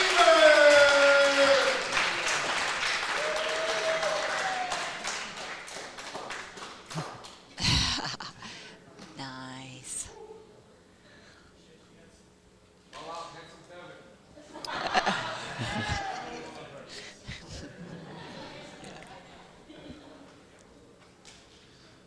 Come on down, champ. Man, you've been scrapping all week. One day earlier, I can't remember what day it was, you had like a nasty like ankle pop it looked like, and I wasn't sure you're going to make it all the way through, man, to be honest. But now you're standing here, the champion of the Professional Grappling Federation. How does that feel? Man, I got two things to say that. One, I was listening to the videos last night, all the commentary, and I'll say the only guy that thought I could win was Scaff over there. So that and everybody from my team. So Pops over there, appreciate you. You know, everybody back home in Austin and everybody here in Tennessee, you know, or we're now everybody back in Tennessee too. Love all you guys, appreciate all you guys. Second thing I want to say is, yeah, I got my ankle popped day one, first match. Guy grabbed a heel hook. He just wrenched on it. It wasn't super tight or anything, but just that popped my knee and my ankle a little bit. And day two, I think I was hesitant, came in. Nick, no excuses, of course, but I mean, I'm just telling you what happened. I count one, so I'm just explaining what happened. But Nick came in. He popped my foot really good. Like, that's the first time I've ever had that happen. I debated with myself a lot how I'd perform. Fought Dan that same, yeah, Dan, whatever his name is. I'm so sorry, I'm tired. But no, man, and then, you know, being able to come through and just like fighting with myself over what I can do and persevering through this ankle, it's super cool, so super happy. Well, Reese, you prove you have the heart of a champion. You earned this belt. Thank you so much for coming here this season and throwing down with us. Is there anything else you want to say to your friends and family? Woo, love all you guys. Thank you, appreciate it. Woo. Thank you, Reese. Congratulations. Our new PGF champion, Reese Dane, Lefevre. come on down, bro.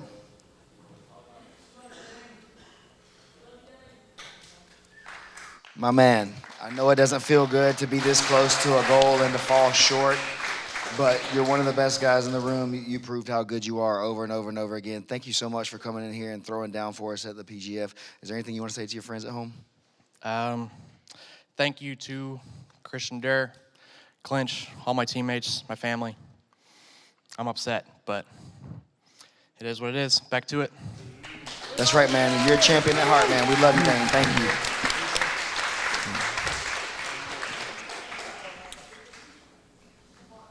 And that's going to wrap it up here from the Professional Grappling Federation Season 4. We want to thank you all for tuning in for this amazing season from these great athletes. Stay tuned for Season 5. My name is Stephen Aiken. We love you. Good night.